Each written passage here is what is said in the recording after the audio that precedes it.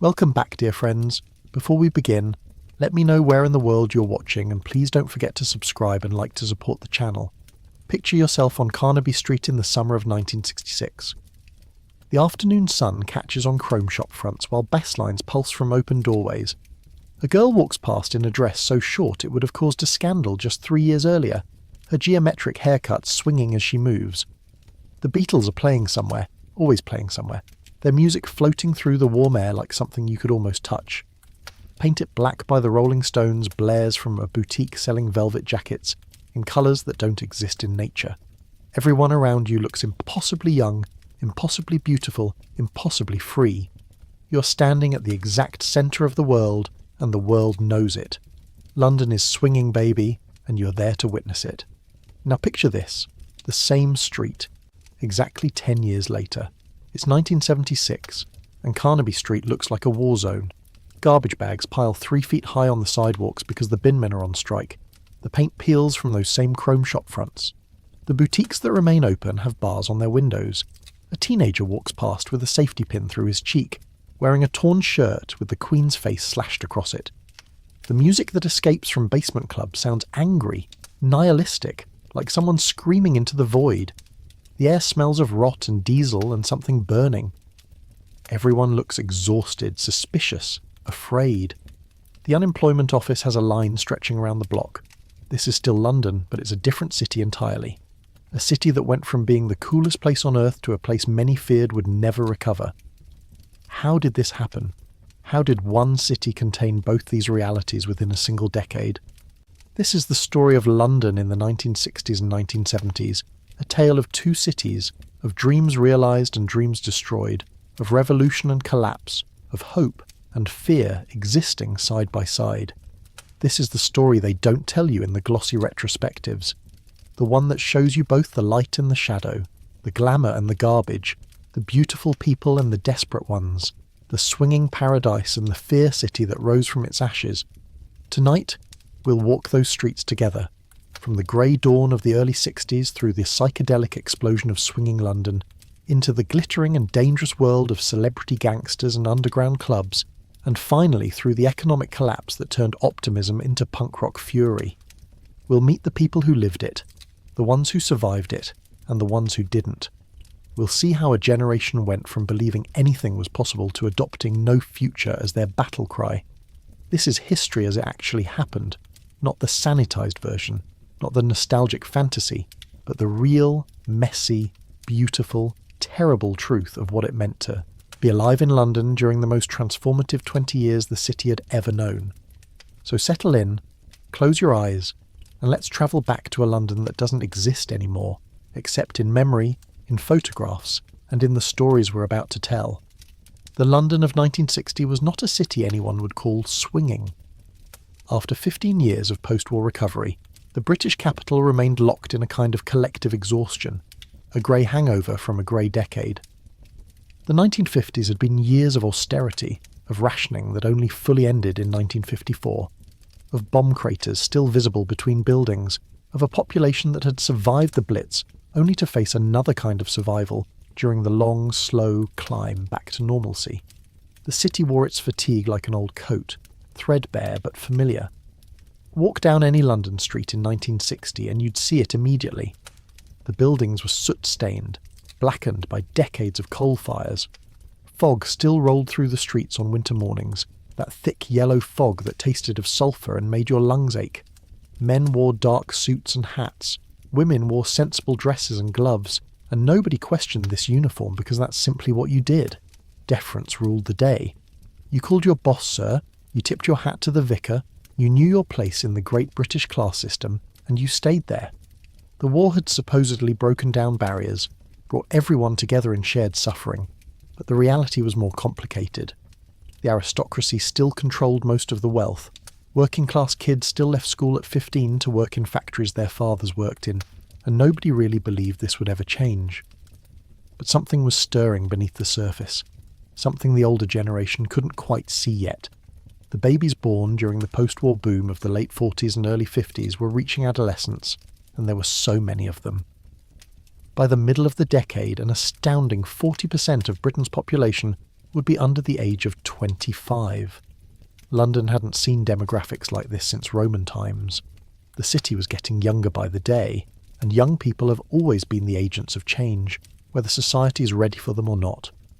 And these young people had something their parents never had at their age: money. The British economy had finally, truly recovered. Jobs were plentiful, factories were hiring, wages were rising faster than prices, outstripping the cost of living by an incredible 183% by the middle of the decade. In London, where salaries ran even higher than the national average, teenagers who left school at 16 could find work within days, work that paid enough to live on and still have money left over. Pocket money, spending money, money for records and clothes and coffee and fun. This was revolutionary. For the first time in British history, working-class teenagers had disposable income and the freedom to spend it however they wanted. They didn't need to hand every penny to their parents to keep the household running. They could buy things just because they wanted them. They could create their own culture, their own style, their own world. And they did. The coffee bars came first, springing up around Soho like mushrooms after rain. These weren't the stuffy tea rooms of their parents' generation. They had espresso machines, Italian imports that hissed and steamed. They had jukeboxes playing American rock and roll. They stayed open late, creating spaces where young people could gather without adult supervision, without the watchful eyes of parents and teachers and priests. The Two Eyes Coffee Bar on Old Compton Street became legendary, a basement space where skiffle bands played, and where a kid named Tommy Steele got discovered, and where the seeds of British rock and roll first took root. Then came national service ending in 1960. For generations, every British man had been required to serve 2 years in the military once he turned 18. It was inevitable, inescapable, a rite of passage that turned boys into men and taught them discipline and order and respect for authority. But the government decided Britain no longer needed conscription, and suddenly young men had their futures back. At 18, instead of reporting for duty, they could work, travel, make art, make music, make trouble. The implications were enormous. Fashion began to shift, slowly at first. Young men started growing their hair slightly longer, not much, just enough to look different from their fathers. They bought Italian-cut suits with narrow lapels, sharper than the boxy cuts their dads wore. Young women experimented with eye makeup, darker than was considered proper, and with shorter skirts, not scandalously short yet, but shorter. These were tiny rebellions, barely visible, but they mattered because they represented choice, individual expression, the radical notion that you didn't have to dress like everyone else. Music became the universal language of this emerging youth culture. American rock and roll had crossed the Atlantic, and British teenagers devoured it hungrily. Elvis Presley, Chuck Berry, Little Richard. These weren't just entertainers. They were prophets of a new world where energy and sexuality and rebellion were celebrated rather than suppressed. Young Brits formed bands in garages and bedrooms, teaching themselves to play by listening to records, trying to capture that American sound and make it their own. The class system began to crack, hairline fractures at first, but growing wider. Working-class kids with talent started to believe they could make something of themselves without accepting their predetermined place in society. A boy from Liverpool could dream of being a musician. A girl from the East End could dream of being a model. A photographer's assistant from the East End could dream of shooting for Vogue. These dreams weren't realistic yet, but they were being dreamed, and that mattered. London in the early 60s was a pressure cooker with the heat slowly rising. All that youth, all that money, all that energy, all that frustration with the old ways, it had to go somewhere. The lid was going to blow off eventually. The question wasn't if, but when. The city itself was changing physically. Bomb damage was finally being repaired. New buildings rose, modern ones, made of concrete and glass rather than stone and brick. The underground expanded, connecting neighbourhoods that had been isolated. Television became common in working-class homes, bringing the wider world into living rooms every evening. The old London of gaslights and fog and Jack the Ripper was fading, replaced by something sleeker, faster, more connected. Immigration was transforming the city too. Caribbean immigrants had been arriving since the late 40s, settling in areas like Notting Hill and Brixton, bringing their music, their food, their culture. These communities faced terrible racism, housing discrimination, violence from white residents who resented their presence. But they persevered, built their own institutions, their own clubs, their own support networks. Their influence on London's music scene would prove incalculable, introducing sounds and rhythms that would hybridize with British rock and create something entirely new. The early 60s in London felt like a held breath, like the moment before a storm breaks. Everyone could feel it coming even if they couldn't name it. The young people felt it most acutely. They were ready for something to happen, desperate for it, and they were creating the conditions for that something through sheer force of collective will. By 1963, the first tremors were visible. A band from Liverpool called the Beatles had their first #1 hit. Young women were wearing their skirts an inch above the knee. Art students were experimenting with pop art, treating everyday objects as worthy of artistic attention. Fashion designers were opening boutiques that catered specifically to young people, selling clothes that no middle-aged person would ever wear. The older generation watched all this with bewilderment and concern. They had survived the Depression and the war. They had rebuilt a shattered country through sacrifice and hard work. They believed in duty, in tradition, in maintaining standards. And here were their children, rejecting everything they held sacred, spending money frivolously, listening to primitive music, dressing like degenerates, acting as if the old rules didn't apply to them. But the young people weren't listening to their parents anymore. They were listening to each other, to the music, to the call of something new and undefined but utterly irresistible. They were gathering in coffee bars and clubs, forming a community based not on geography or class but on shared taste and shared rebellion. They were creating their own language, their own fashion, their own culture. They were becoming, without quite realising it yet, a movement. London in 1960 was grey and tired and still living in the shadow of war. By 1963, colour was seeping in at the edges. By 1965, the explosion would come. By 1966, London would belong entirely to the young, and the world would turn its eyes to this ancient city and declare it the most exciting place on earth. The transformation was about to begin, and once it started, nothing would ever be quite the same again. The teenagers walking those early 60s streets had no idea they were about to change the world. They just wanted to have fun, to be different from their parents, to live their own lives on their own terms. That simple desire, multiplied by hundreds of thousands of young people all feeling it simultaneously, would prove to be the most powerful force London had experienced in centuries. The city was about to swing, and the whole world was about to notice. The physical landscape of London in the early 1960s told the story of a city still recovering. Bomb sites remained scattered throughout, vacant lots where buildings had stood before German bombs destroyed them. Children played in these urban wastelands, treating rubble as adventure playgrounds, unaware that these spaces represented tragedy and loss. Some sites had been cleared and left empty for so long that nature had reclaimed them, wildflowers growing where homes once stood. The air quality was terrible, far worse than modern Londoners could imagine. Coal fires heated most homes, and the smoke from millions of chimneys combined with industrial pollution to create a toxic atmosphere. The Great Smog of 1952 had killed thousands, prompting the Clean Air Act of 1956, but change was slow. Buildings remained black with soot accumulated over decades. When they began cleaning historic structures in the 60s, Londoners were shocked to discover that buildings they'd always known as black were actually constructed from light-coloured stone.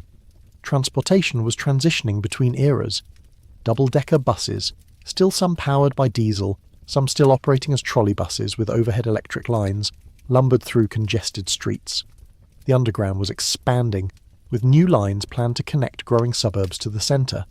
But many Londoners still walked or cycled, cars being luxury items that working-class families couldn't afford.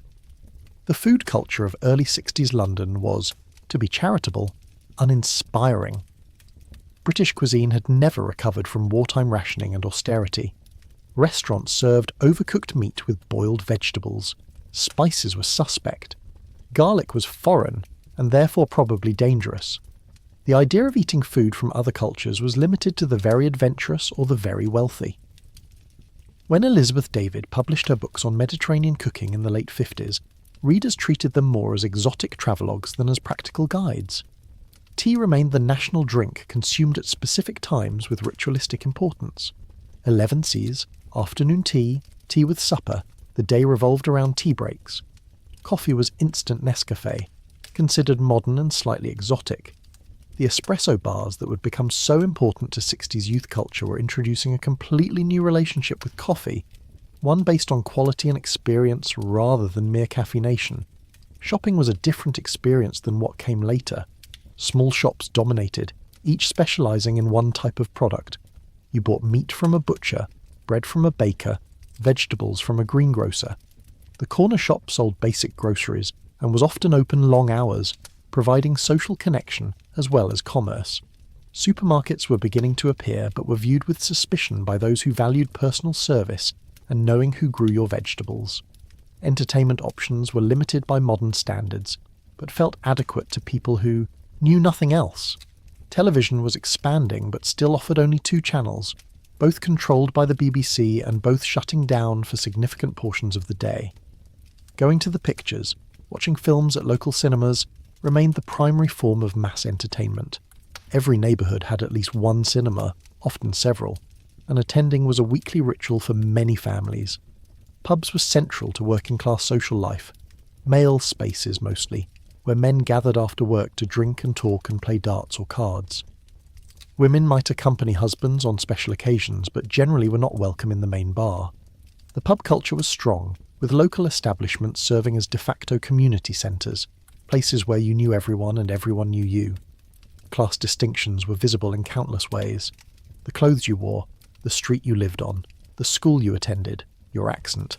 All these immediately identified your social position. The class system was assumed to be natural and permanent, as unchangeable as the weather. The idea that a working-class kid could aspire to professional success or artistic recognition was considered unrealistic, even presumptuous.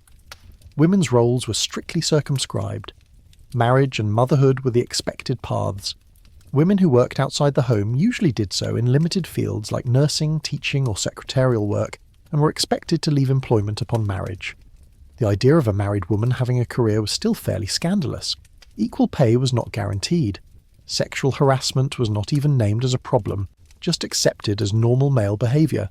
Homosexuality was criminalised, with gay men facing arrest, imprisonment, and chemical castration if caught. The police actively entrapped gay men, setting up sting operations in public bathrooms and parks. Being exposed as homosexual meant losing your job, your family, your standing in society. The closet wasn't just a metaphor, it was a survival strategy. Immigration was changing London's demographic character in ways that would prove enormously important, but which caused significant friction at the time.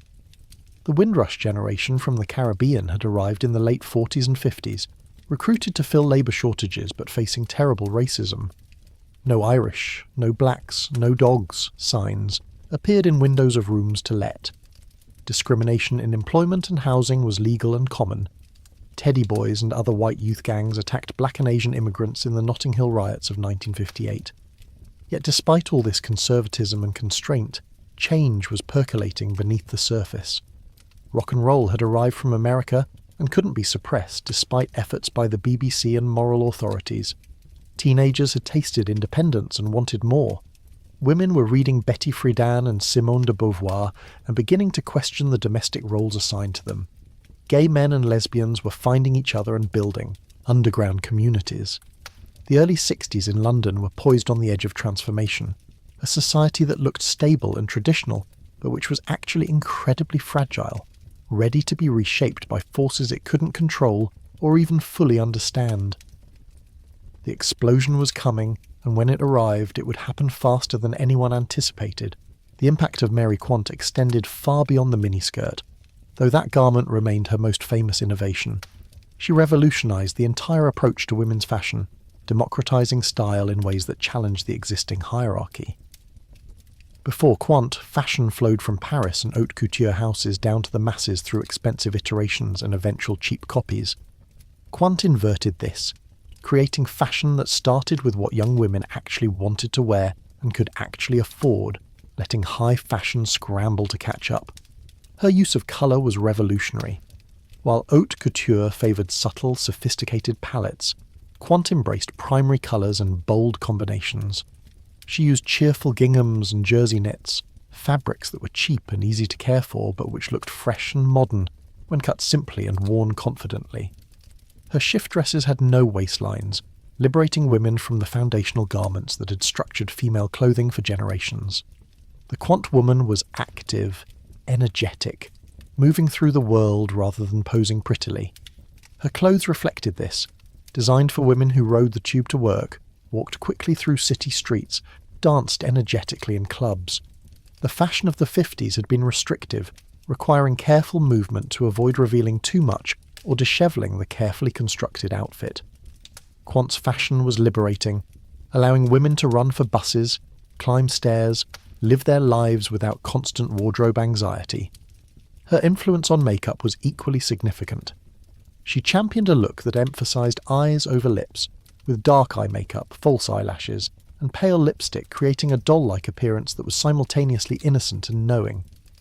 This makeup style became the face of the 60s, seen on models, actresses, and ordinary women who bought Quant's cosmetics line and followed her example. The boutique culture that Quant pioneered spread rapidly. By the mid-60s, Kings Road and Carnaby Street were lined with small shops, each trying to outdo the others with window displays and interior design that made shopping an experience rather than a chore.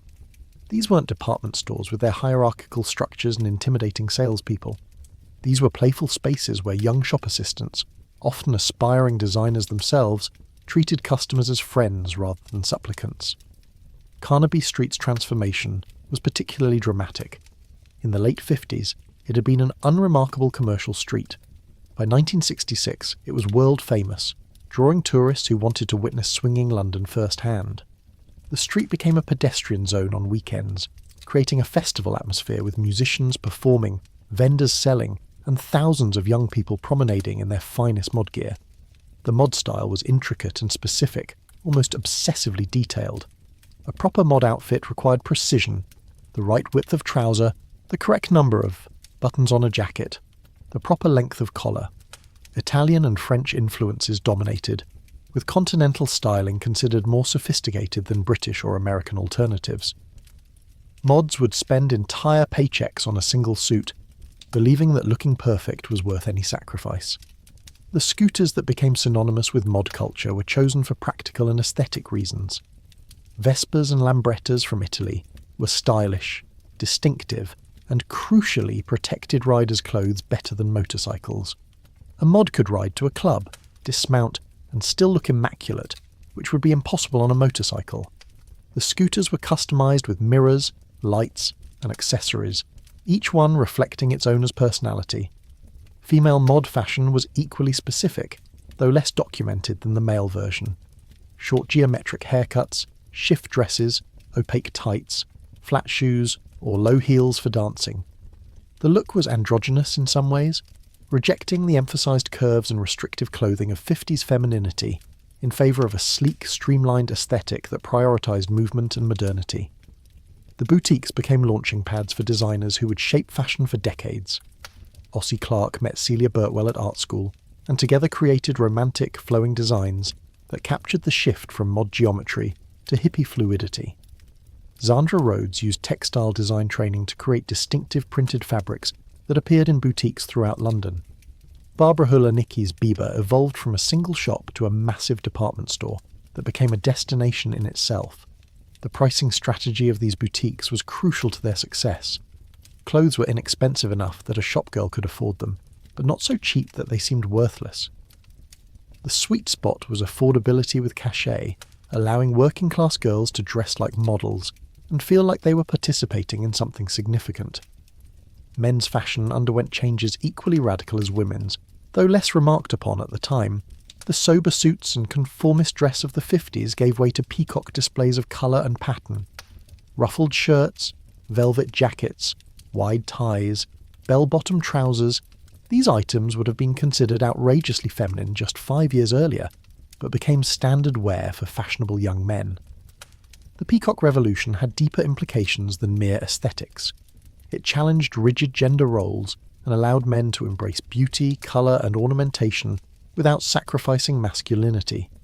Men could care about their appearance, spend time and money on clothes, experiment with style, all without their heterosexuality being questioned. This was genuinely revolutionary, opening space for male self-expression that had been unavailable for generations. Michael Fish's Mr. Fish boutique pushed boundaries even further, creating garments that deliberately blurred gender lines. His kipper ties, enormously wide silk neckties, became symbolic of the era. But his skirts and dresses for men, worn by musicians and fashion-forward individuals, challenged fundamental assumptions about gendered clothing. Most men weren't brave enough to wear these items publicly, but their existence expanded the conversation about what men could wear.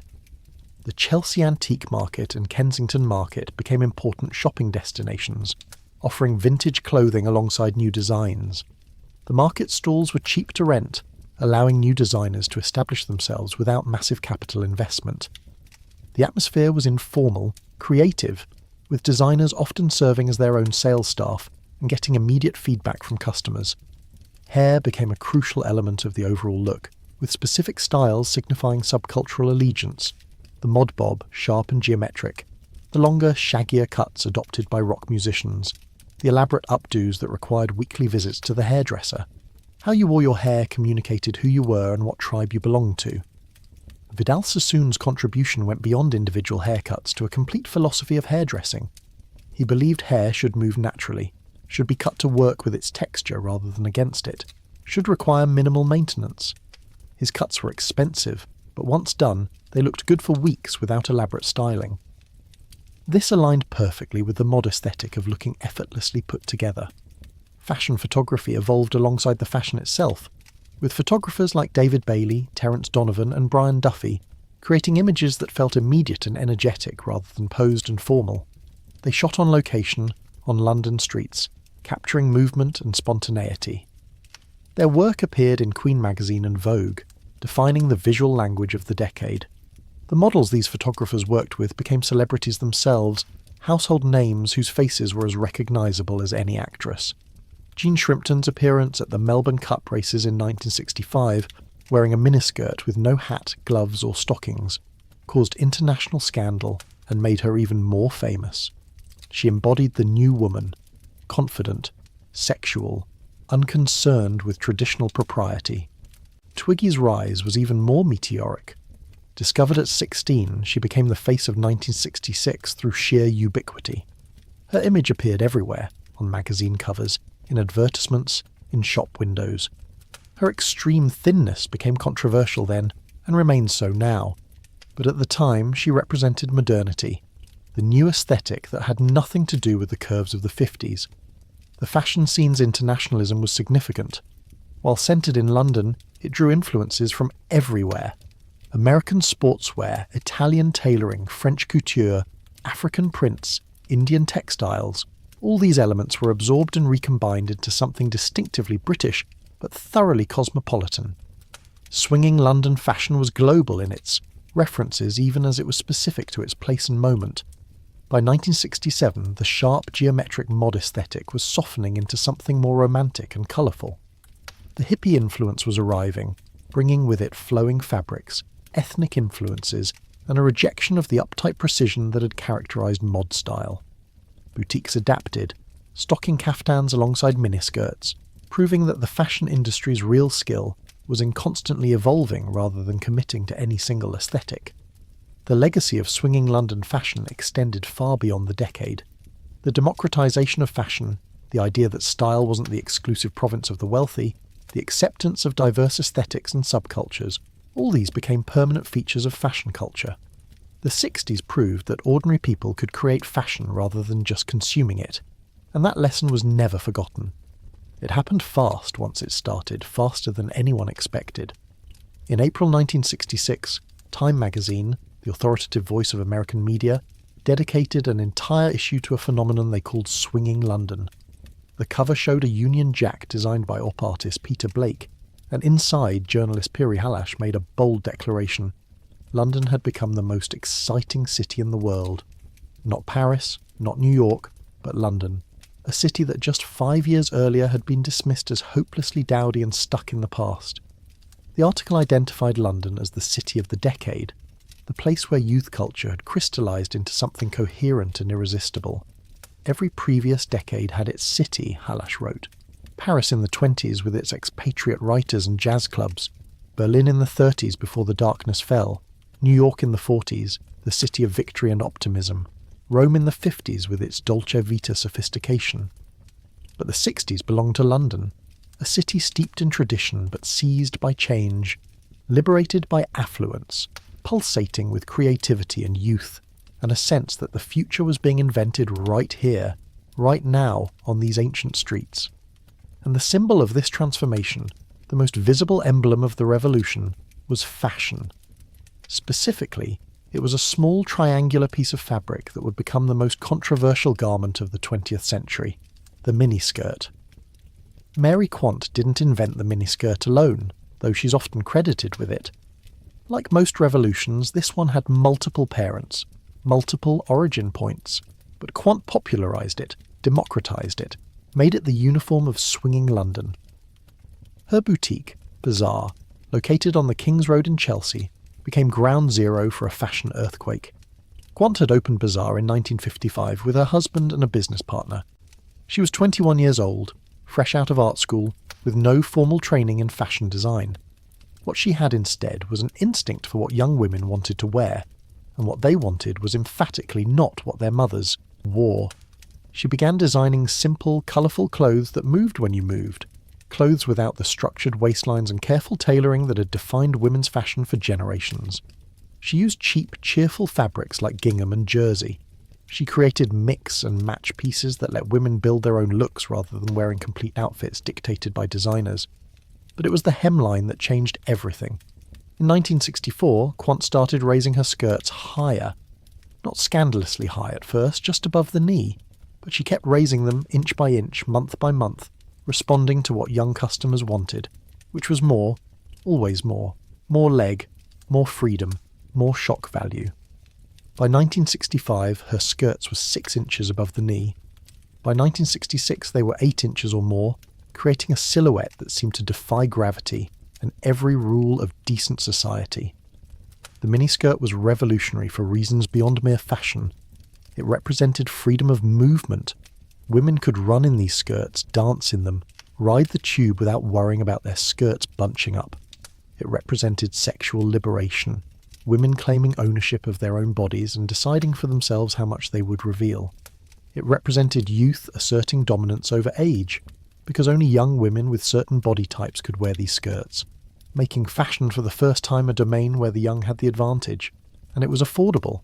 Quant sold her dresses for 30 shillings, about £1.50, cheap enough that a shop girl could buy one with a week's wages.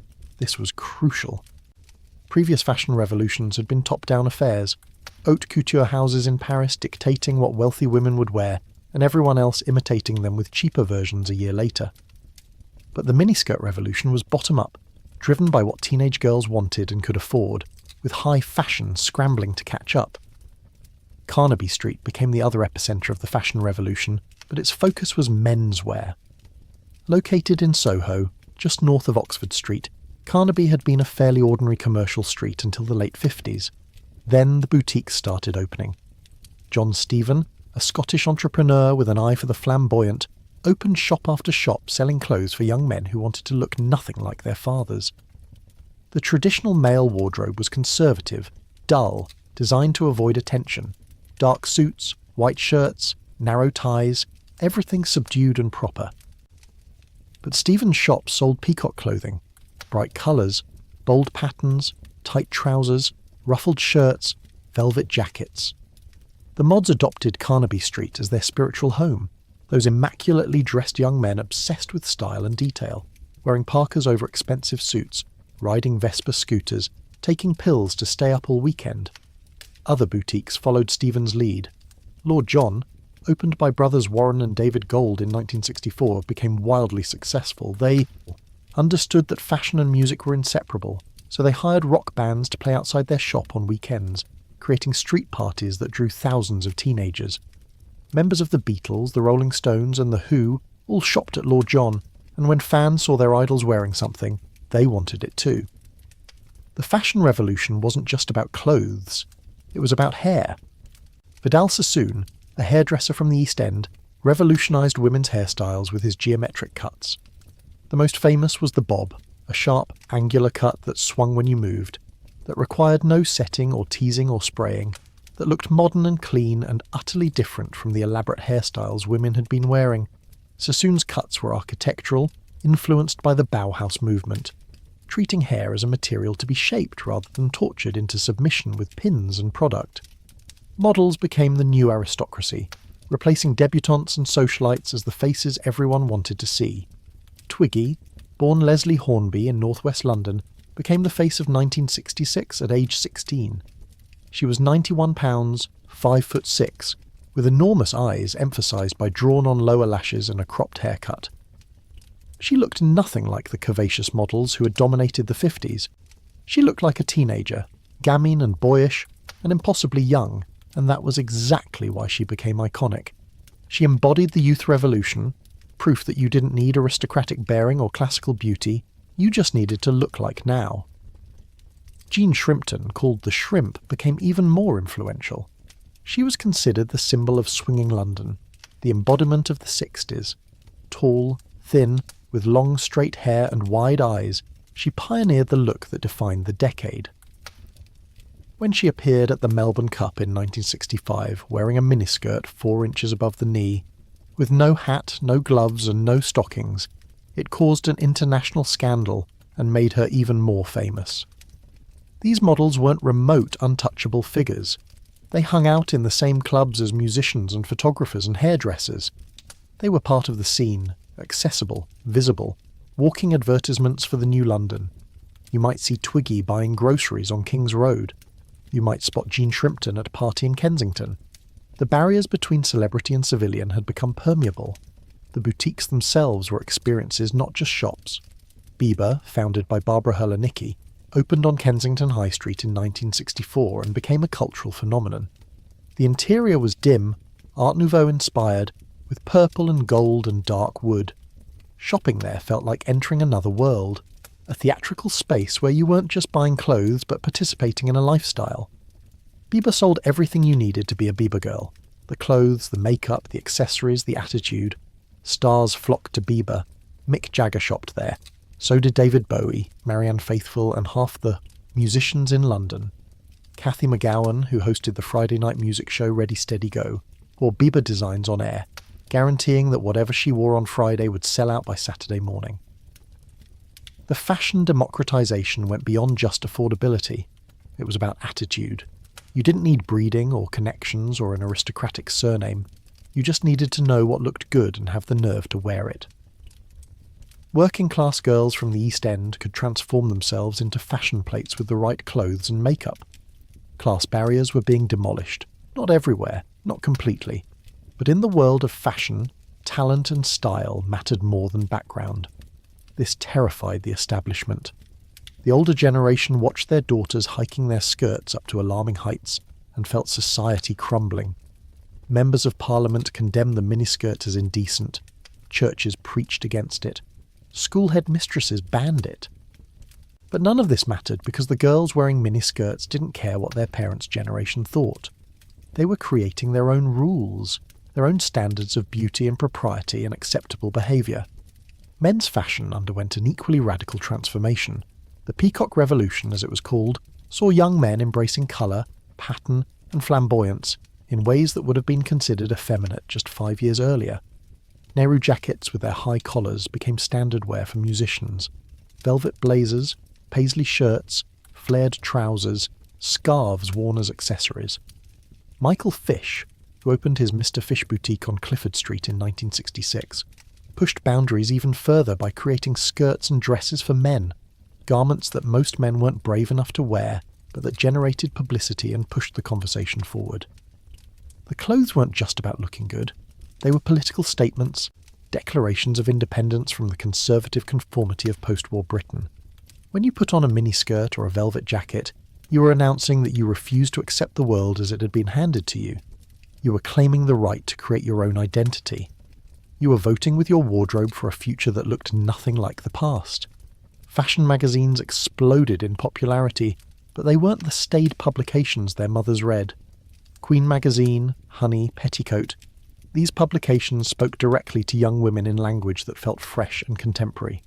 They didn't lecture about propriety. They celebrated rebellion, individuality, fun. The photography was dynamic, models in motion rather than posed stiffly. The writing had personality, addressed readers as equals rather than children needing guidance. By the height of swinging London in 1966, fashion had become a spectator sport. People walked Carnaby Street and King's Road just to see what everyone was wearing. The streets themselves became runways, with the most daring dresses drawing crowds, and cameras. Fashion photography spilled out of studios and onto the streets, photographers like David Bailey capturing the energy of the city in black and white images that felt immediate and alive. The speed of change was dizzying. A style that was cutting edge in January might feel dated by June. Hemlines rose and fell, colours changed with the seasons, new boutiques opened monthly, each trying to capture the next wave. Fashion became disposable, cheap enough to buy and discard as trends shifted, which was revolutionary in itself.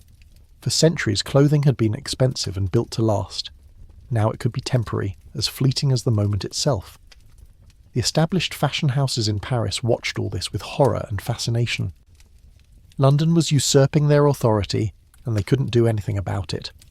Their carefully crafted haute couture felt increasingly irrelevant compared to the vital, chaotic energy of Carnaby Street. Some tried to adapt, incorporating mod influences into their collections. Others dismissed it as a fad that would fade. They were wrong. The youthquake, as Diana Vreeland called it, had fundamentally altered the fashion landscape. The old model of fashion trickling down from wealthy aristocrats to the middle class to the poor had been replaced. Now fashion bubbled up from the streets, from young people with style but no money, and the wealthy tried to imitate them. This inversion of the traditional hierarchy was profound, a small revolution that reflected the larger social transformations happening throughout Britain. Fabrics changed too.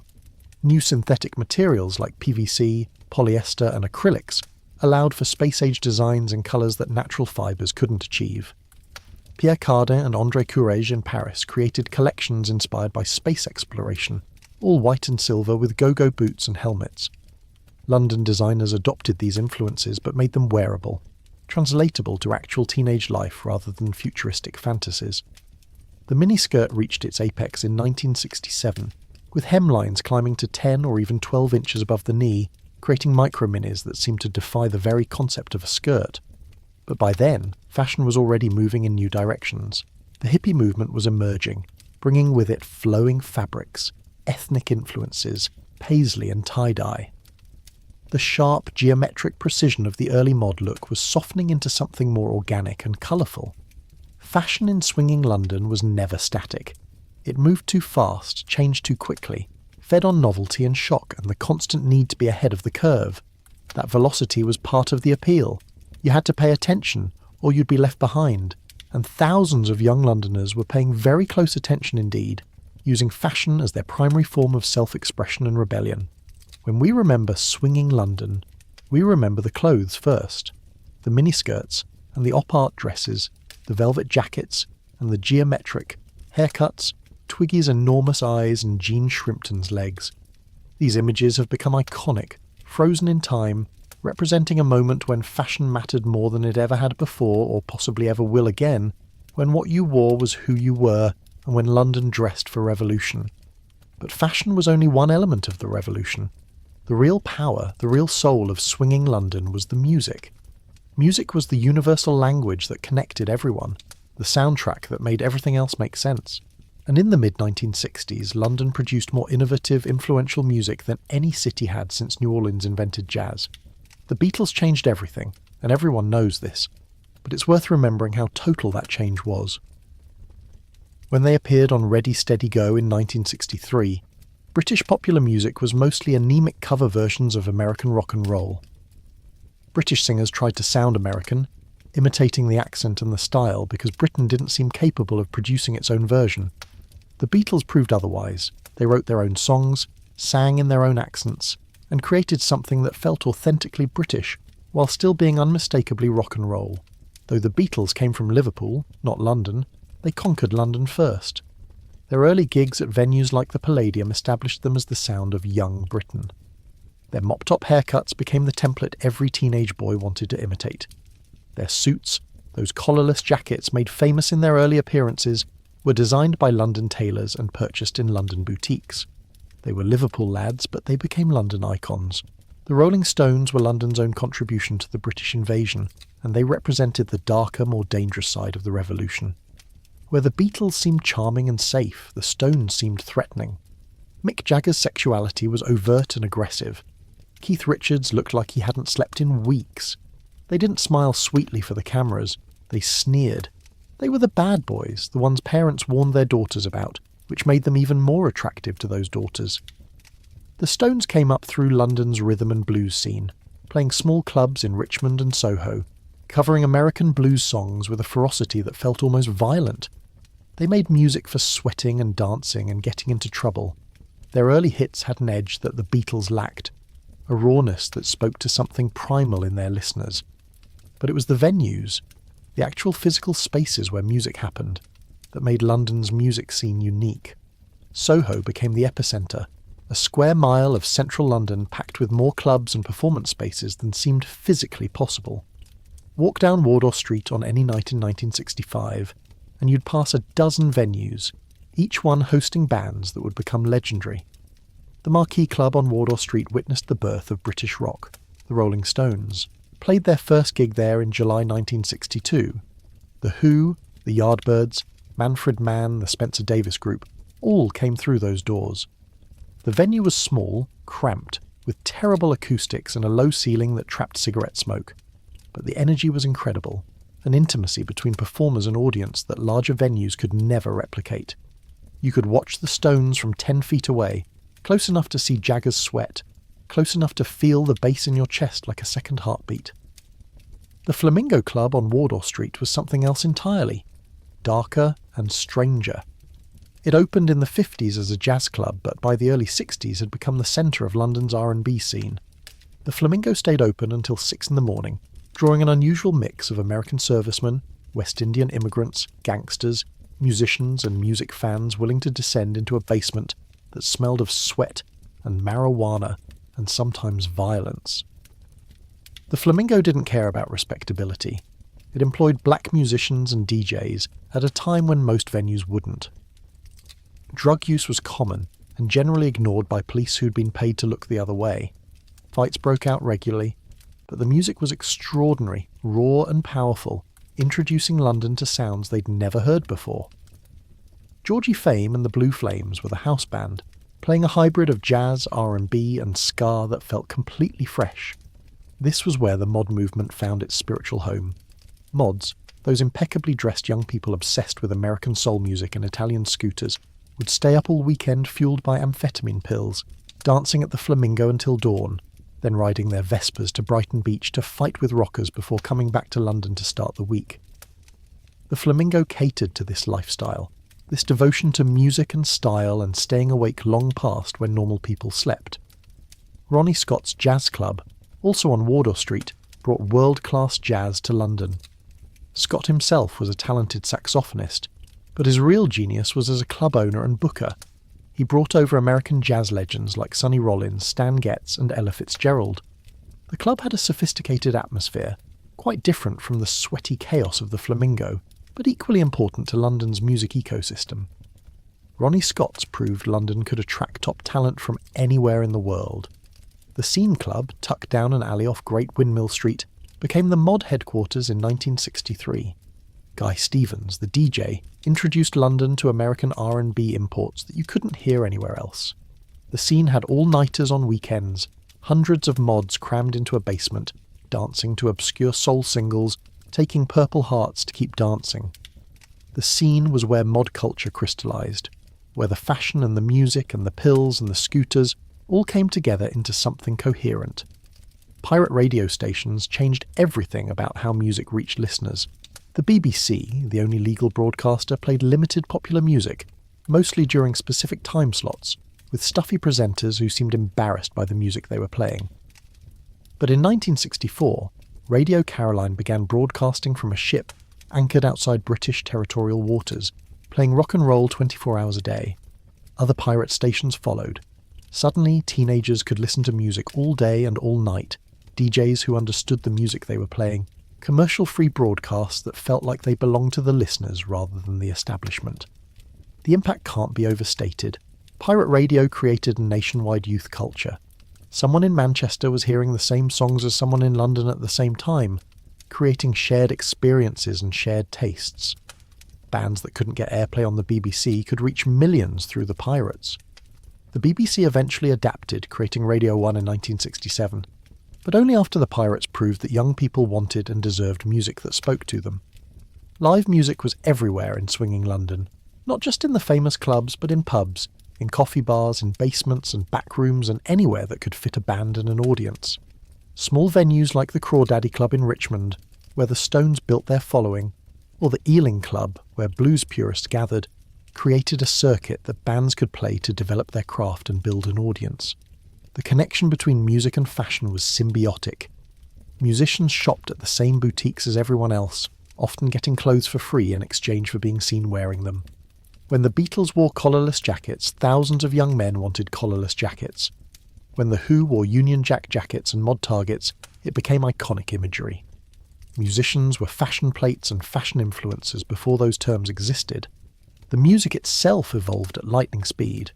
The early Beatles sound of 1963, cheerful and melodic, gave way to the more experimental sounds of 1965 and 1966.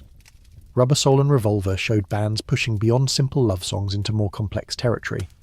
The Beach Boys' Pet Sounds raised the bar for what popular music could achieve. The Beatles responded with Sgt. Pepper's Lonely Hearts Club Band in 1967, an album that felt less like a collection of songs and more like a unified artistic statement. Psychedelic rock emerged, influenced by LSD and a desire to replicate the drug experience in musical form. Pink Floyd, led by Syd Barrett, played the UFO Club and other venues, creating long improvisational pieces with light shows and extended instrumental passages. Their early sound was strange and experimental, nothing like traditional pop music, attracting audiences who wanted music that matched their expanded consciousness. The Who represented London's mod scene turned up to maximum volume. Pete Townshend smashed his guitar at the end of shows, an act of destruction that felt cathartic and rebellious. Roger Daltrey swung his microphone in dangerous arcs. Keith Moon played drums like he was trying to destroy them. Their music was loud, aggressive and theatrical, speaking to the frustration and energy of mod culture. The Kinks, brothers Ray and Dave Davies, created distinctly British rock, songs about English life and English concerns. Waterloo Sunset captured London perfectly, a melancholic beauty that felt true to the city in ways that American-influenced rock never quite managed. The Kinks proved you didn't need to imitate American sounds, you could be British and make great rock music. Small Faces, all four members barely over 5 feet tall, created perfect pop songs with a working-class edge. They were East End boys who'd made good, wearing expensive clothes but keeping their accents and attitudes. Their music had sophistication but never lost its connection to the streets they came from. Record labels like Immediate Records, founded by Rolling Stones manager Andrew Luke Oldham, gave bands creative freedom that the major labels wouldn't. Small independent labels proliferated, each one looking for the next big thing, willing to take chances on strange sounds and unconventional artists. Music management became an art form. Brian Epstein with the Beatles, Andrew Oldham with the Stones, Kit Lambert and Chris Stamp with The Who. These managers understood that image mattered as much as music. They shaped how bands presented themselves, what they wore, how they spoke to the press, creating complete packages that sold not just songs but lifestyles. Recording studios became creative laboratories. Abbey Road, where the Beatles worked with producer George Martin, pushed the boundaries of what was possible with 4-track and later 8-track recording technology. Bands spent weeks in the studio crafting sounds, layering instruments, using the studio itself as an instrument. The album became an art form rather than just a collection of singles.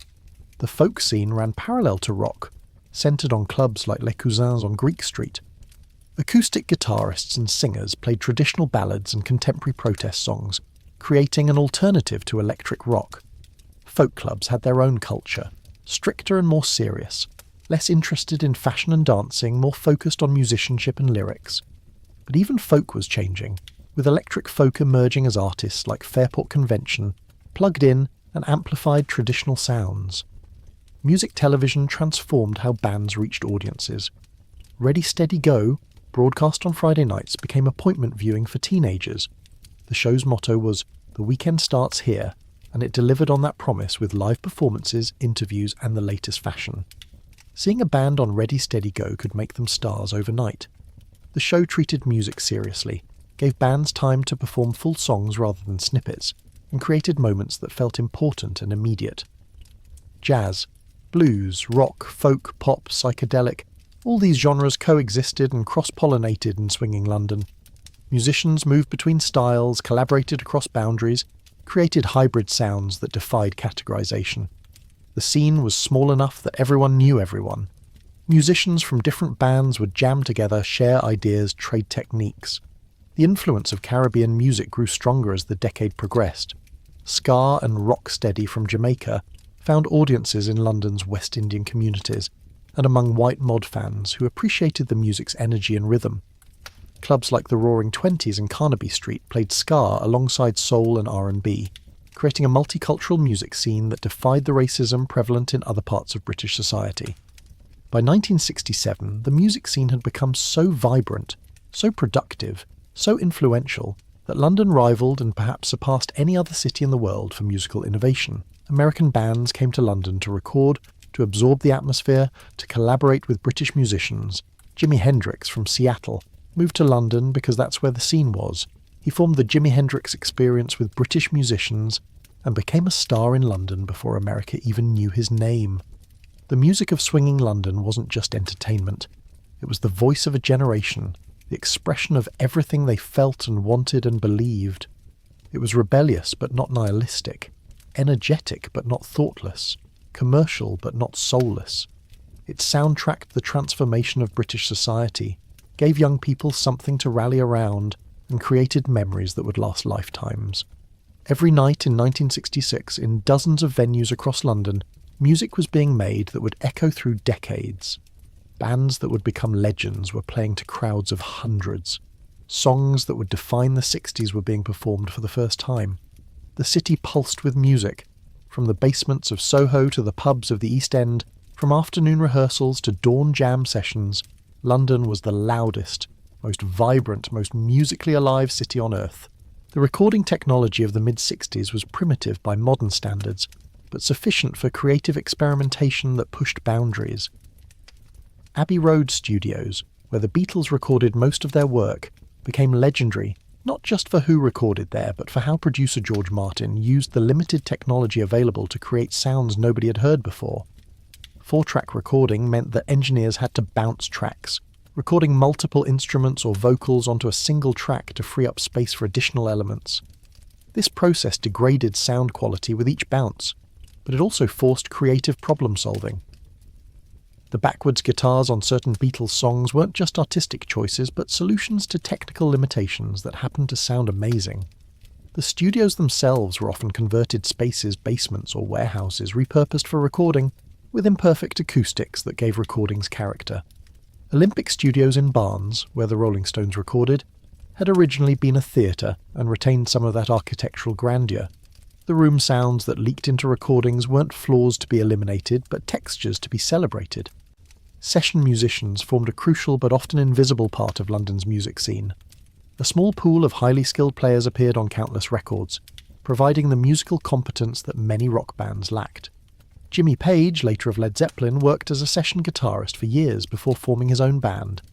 These musicians could read music, play multiple instruments, and nail a part in 1 or 2 takes, skills that were invaluable in expensive studio time.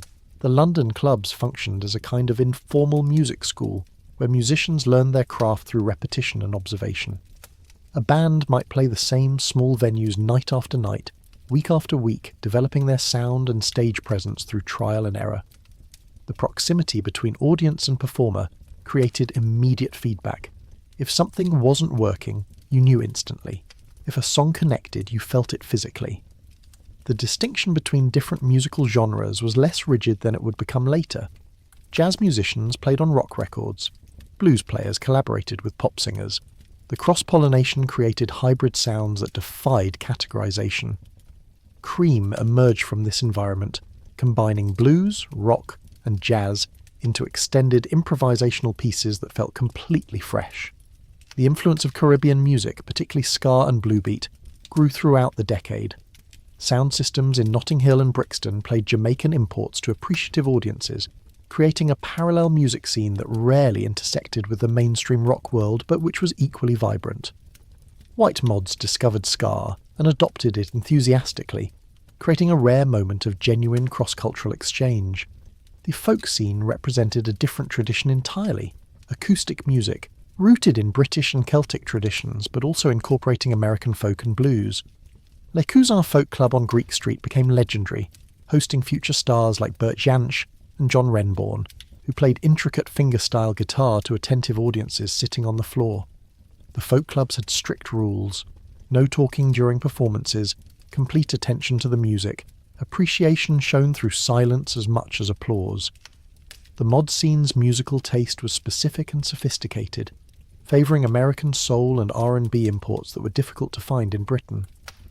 Mods would travel to specialist record shops seeking rare 7-inch singles, paying premium prices for songs nobody else had heard. Owning obscure records conferred status, proved you were serious about the music, separated true mods from casual fashion followers.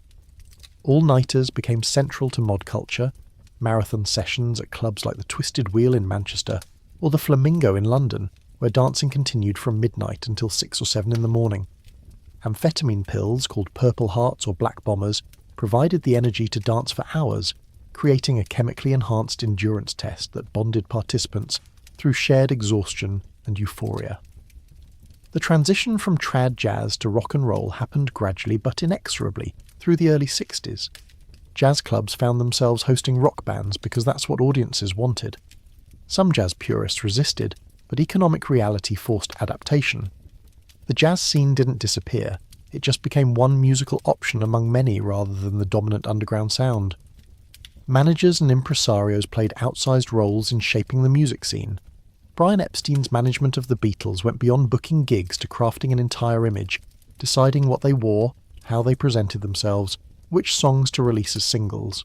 Kit Lambert and Chris Stamp managed The Who with a similar attention to image and presentation, understanding that in the modern media environment, music alone wasn't sufficient for success. The relationship between British and American music was complex, a conversation rather than simple imitation. British bands absorbed American blues, rock and roll, and soul, but transformed these influences into something distinctively British. Then, American bands absorbed British innovations, creating a transatlantic feedback loop that accelerated musical evolution on both sides of the ocean. Live performance standards varied wildly. Some venues had professional sound systems, experienced engineers, and acoustics designed for music. Others had makeshift PA systems cobbled together from inadequate equipment, requiring bands to play louder just to be heard, often resulting in feedback and distortion that became part of the aesthetic. The rough garage band sound wasn't always an artistic choice. Sometimes it was just the reality of playing through cheap amplifiers in small rooms. The music press played a crucial role in defining and disseminating information about the scene. Melody Maker, New Musical Express. These weekly papers covered music extensively, providing band information, concert reviews, and gossip that kept fans connected to their favourite artists. Reading the music press was a weekly ritual for serious fans, the primary way to learn about new bands and upcoming shows.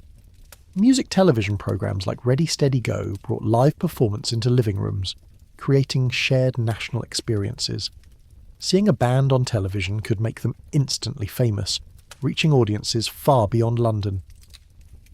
The visual element mattered as much as the audio, with bands dressing carefully for television appearances, understanding that how they looked influenced how their music was received.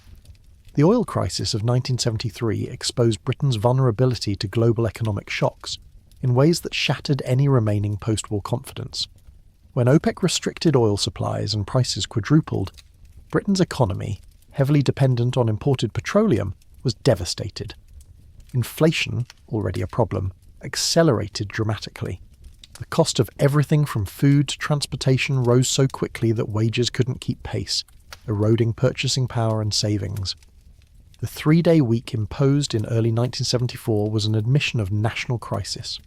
With coal supplies limited by miners' strikes and oil expensive and scarce, the government couldn't generate sufficient electricity to power the nation. Businesses were restricted to 3 consecutive days of electrical power each week, requiring them to shut down the other days. The impact was catastrophic. Production plummeted, orders went unfulfilled, businesses failed, unemployment rose. The psychological effect of the 3-day week equalled its economic impact. Britons had believed their country was modern, capable, resilient. The 3-day week revealed these beliefs as illusions. The nation couldn't keep the lights on. It couldn't heat homes in winter. It couldn't guarantee that shops would have stock or that hospitals would have power. The competence and stability that had seemed foundational to British identity were exposed as fragile and contingent. Blackouts became routine, rolling power cuts that moved through neighbourhoods on schedules published in newspapers. Families learned to plan around the blackouts, cooking dinner before power disappeared, doing homework by candlelight, going to bed early because what else was there to do in the dark? The modern conveniences that had made life comfortable became inaccessible luxuries, and people remembered or learned for the first time how to live without them. Candles became chronically scarce, bought up quickly whenever shops received stock. People hoarded them, recognising that darkness was the alternative. The same was true for batteries, torches, paraffin for oil lamps, anything that could provide light or heat independent of the electrical grid. These were Depression-era survival behaviours reappearing in supposedly prosperous modern Britain. The garbage strikes created scenes of apocalyptic decay that shocked international observers and humiliated Britons. When refuse collectors walked out demanding better pay, garbage piled up on streets, sometimes rising higher than cars, rotting in the sun, attracting rats and creating health hazards. The stench was unbearable in summer, making entire neighbourhoods unlivable. Leicester Square in central London, a tourist destination, was buried under tons of garbage, creating images that symbolised Britain's decline for the entire world to see. The gravediggers' strike was perhaps the most macabre element of the winter of discontent. With cemetery workers on strike, bodies couldn't be buried, creating backlogs and forcing bereaved families to delay funerals indefinitely. Some bodies were stored in temporary facilities, others were held in hospital morgues beyond capacity. The inability to bury the dead felt like society had reached a nada, unable to perform even the most basic human rituals. The strikes weren't arbitrary or malicious. They were desperate responses to wages that couldn't keep pace with inflation. Workers saw their standard of living declining despite working full-time jobs. When polite requests for raises failed, strikes became the only remaining tool. The tragedy was that both sides were right. Workers genuinely needed more money to survive, but the economy genuinely couldn't afford to pay them, creating an unsolvable impasse. The IMF bailout of 1976 was a national humiliation. Britain hat in hand begging the International Monetary Fund for a loan to avoid defaulting on its debts. The conditions attached to the loan required spending cuts that fell hardest on working-class people already struggling. Public services were reduced, benefits were cut. The welfare state that had been Britain's pride was dismantled piece by piece, not by choice but by necessity. The psychological impact of going to the IMF cannot be overstated. Britain had been an empire, the world's dominant power for generations. In living memory, it had stood alone against Nazi Germany and prevailed. The idea that it was now a supplicant nation, dependent on international charity, shattered national pride and fed into narratives of terminal decline that poisoned politics for years. Inflation numbers, abstract and statistical, translated into visceral daily experiences. The bread that cost 10 pence in January might cost 12 pence by June, and 15 pence by December. Savings eroded. Pensions bought less. Planning for the future became impossible when nobody could predict what prices would be next month. The economic instability bred psychological instability, uncertainty and fear permeating everyday life. Unemployment concentrated geographically, hitting industrial areas hardest as factories closed and shipyards shut down. Entire communities built around single. Industries collapsed when those industries failed. Towns in northern England and Wales faced unemployment rates above 30%, creating ghost towns of empty shops and idle workers with no prospects and nowhere to go. The housing crisis worsened as maintenance budgets disappeared. Tower blocks that had been sold as modern solutions to overcrowding revealed their flaws. Poorly designed, cheaply built, impossible to heat efficiently, isolating residents and concentrating poverty. The high-rise blocks became symbols of failed utopian planning, monuments to the gap between architects' visions and lived reality. The sense of decline was not uniformly distributed. London's financial sector continued functioning, the wealthy continued spending, the rich got richer even as the poor got poorer. Class resentment intensified as it became clear that economic crisis affected different people very differently. The social contract, the idea that everyone was in it together, fractured under the weight of inequality. Food in the mid-70s became less varied and more basic as people economised. The exotic ingredients that had started appearing in the 60s disappeared from working-class kitchens. Meals became simple, cheap, designed to fill rather than to delight. The Mediterranean cuisine that Elizabeth David had championed was a luxury most people couldn't afford. Beans on toast, a nutritionally questionable but filling meal, became ubiquitous. The psychological toll manifested in rising rates of alcoholism, domestic violence, and mental health crises that went largely unaddressed because support services were being cut. People coped however they could, and for many, coping meant drinking more, retreating from social connection, descending into depression that couldn't be treated because mental health services barely existed. Young people leaving school faced a particularly bleak reality. Jobs their parents had assumed would always exist were disappearing. The factory work that had sustained previous generations was evaporating. University was an option for some, but places were limited and many couldn't afford to delay earning income. A generation came of age with the understanding that they would likely have less security and prosperity than their parents, inverting the post-war assumption of constant progress. But the music venues were only part of Soho's story. After dark, the neighbourhood transformed into something entirely different. A place where glamour and danger mixed so thoroughly you couldn't separate them. Soho in the 1960s was London's id, the place where all the desires and vices the rest of the city suppressed came out to play. Walk through Soho at 2 in the morning in 1965 and you'd see things that would shock you even if you considered yourself worldly. Neon signs advertising strip clubs bathed the streets in red and blue light. Doorways glowed invitingly, promising pleasures both legal and illegal. Music escaped from basement, clubs, competing sounds creating a dissonant symphony. The smell of coffee mixed with cigarette smoke, perfume, alcohol, and something less definable, the scent of sin and possibility. The neighbourhood's geography made it perfect for this dual life. Narrow streets and alleys created natural divisions, separate territories for different activities. You could walk from a sophisticated restaurant on Frith Street to a strip club on Brewer Street in 30 seconds. Respectability and disrepute existed side by side, sometimes literally sharing walls. Strip clubs proliferated throughout Soho, some relatively sophisticated, others decidedly not. The Windmill Theatre on Great Windmill Street was the most famous, operating since the 1930s with its motto, "We never closed," having stayed open even during the Blitz. By the 60s, it had shifted from variety shows to continuous nude performances, using a legal loophole that allowed nudity as long as the performers didn't move. Tableaux vivants, they called them, living pictures. Nude women posed motionless on stage. Other venues were less refined. Basement clubs advertised exotic dancing and continental entertainment, euphemisms everyone understood. The performers were often struggling actresses or students paying their way through school, sometimes foreign girls trying to make money in a strange city. The audiences were businessmen on expense accounts, tourists seeking thrills, and locals who'd grown accustomed to this aspect of their neighbourhood. The Raymond Revue Bar, opened by Paul Raymond in 1958, brought a veneer of class to striptease. Raymond positioned his club as sophisticated adult entertainment, with elaborate stage shows, professional dancers, and high production values. He made millions, became a property magnate, and helped make adult entertainment socially acceptable, at least within Soho's permissive boundaries. Gambling was illegal in most of Britain, but Soho was home to dozens of underground casinos, called spielers in the local slang. These were private clubs, theoretically members only, where the actual membership requirement was knowing where to find the unmarked door and having money to lose.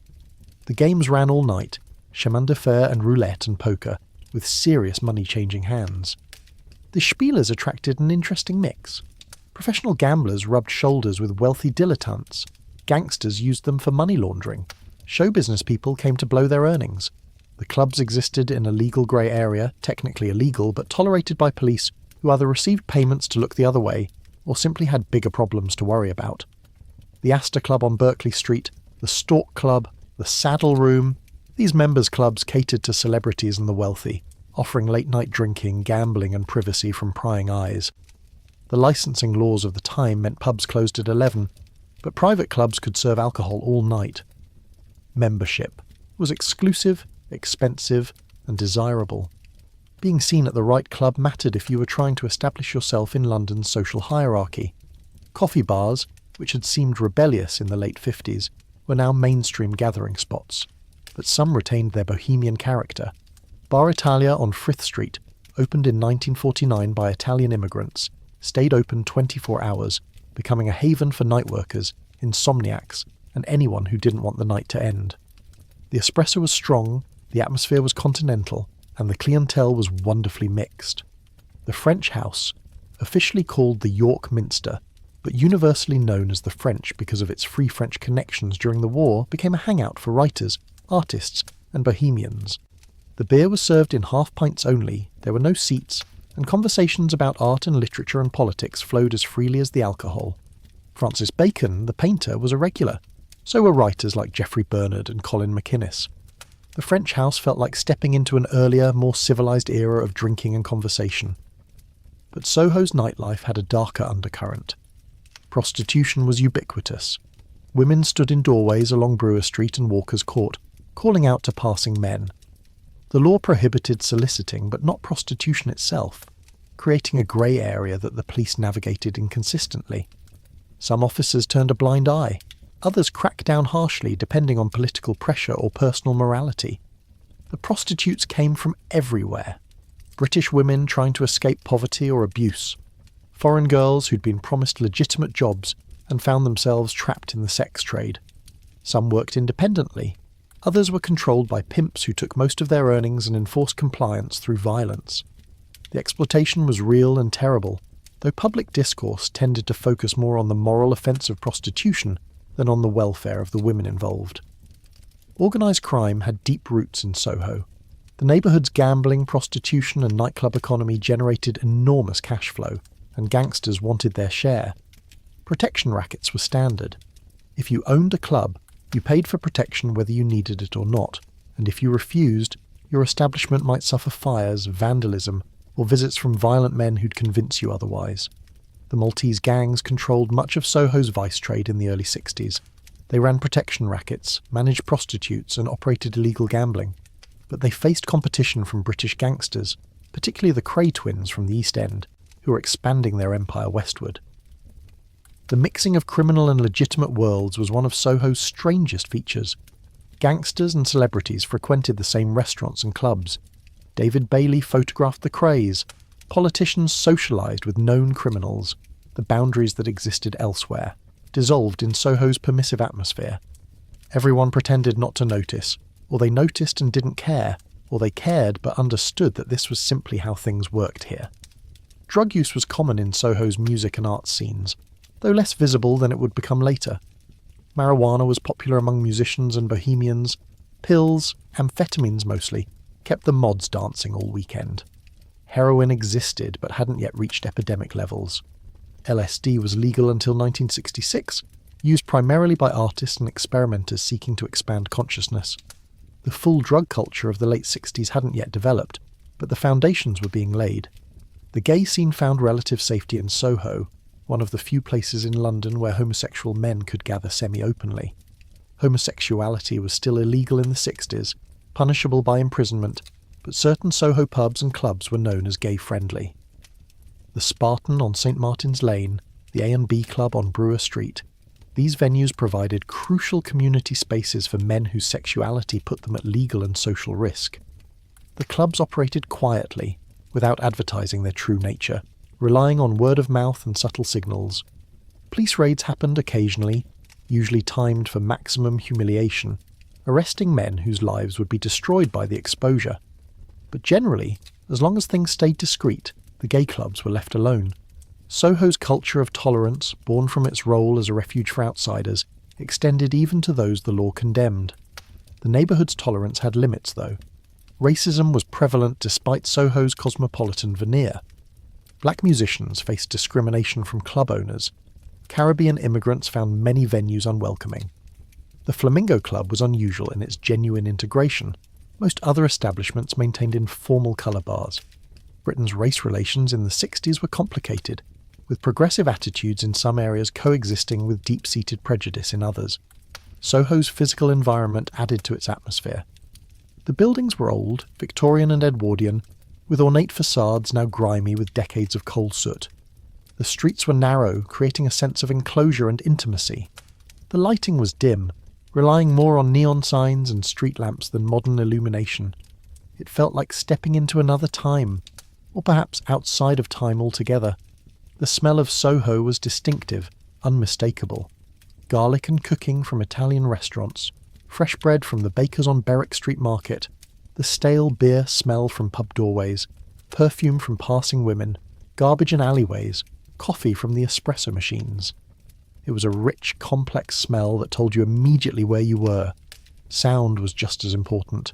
Music from every direction, different genres competing, the rumble of delivery trucks bringing supplies to restaurants, laughter and shouting from drunken revellers, the clicking of women's heels on pavement, arguments in multiple languages, the hiss of steam from coffee machines.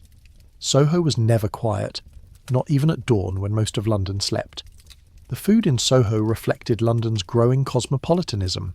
Italian restaurants like Quo Vadis and L'Escargot served sophisticated European cuisine. Chinese restaurants in nearby Chinatown offered exotic flavours most Brits had never tasted.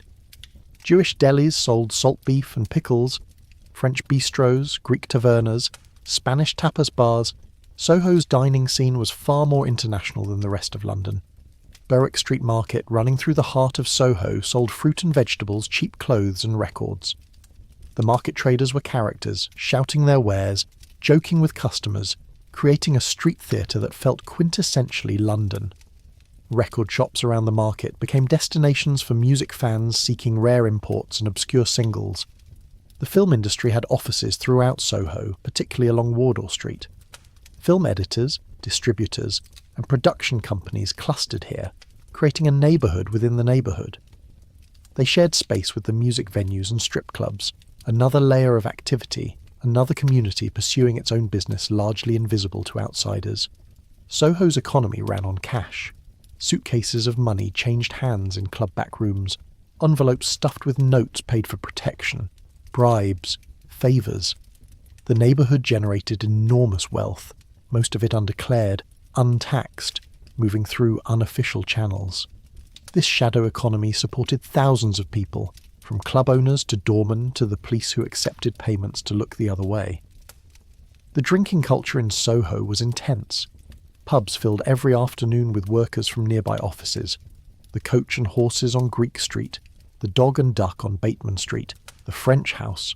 These became second homes for regulars who spent more time at their local than at their actual homes. Drinking wasn't just social lubricant, it was the primary activity, with conversations and relationships built on shared sessions lasting hours or days. Geoffrey Bernard, the journalist whose column for The Spectator chronicled Soho life, became famous for his drinking and his writing about drinking. He'd spend entire days in the Coach and Horses, observing the parade of humanity, recording it all in his columns. His writing captured Soho's peculiar character, the mixture of creativity and self-destruction, ambition and waste that defined the neighbourhood. As night deepened into early morning, Soho took on yet another character. The crowds thinned. The tourists went home. What remained were the hardcore, the ones for whom Soho wasn't entertainment but life.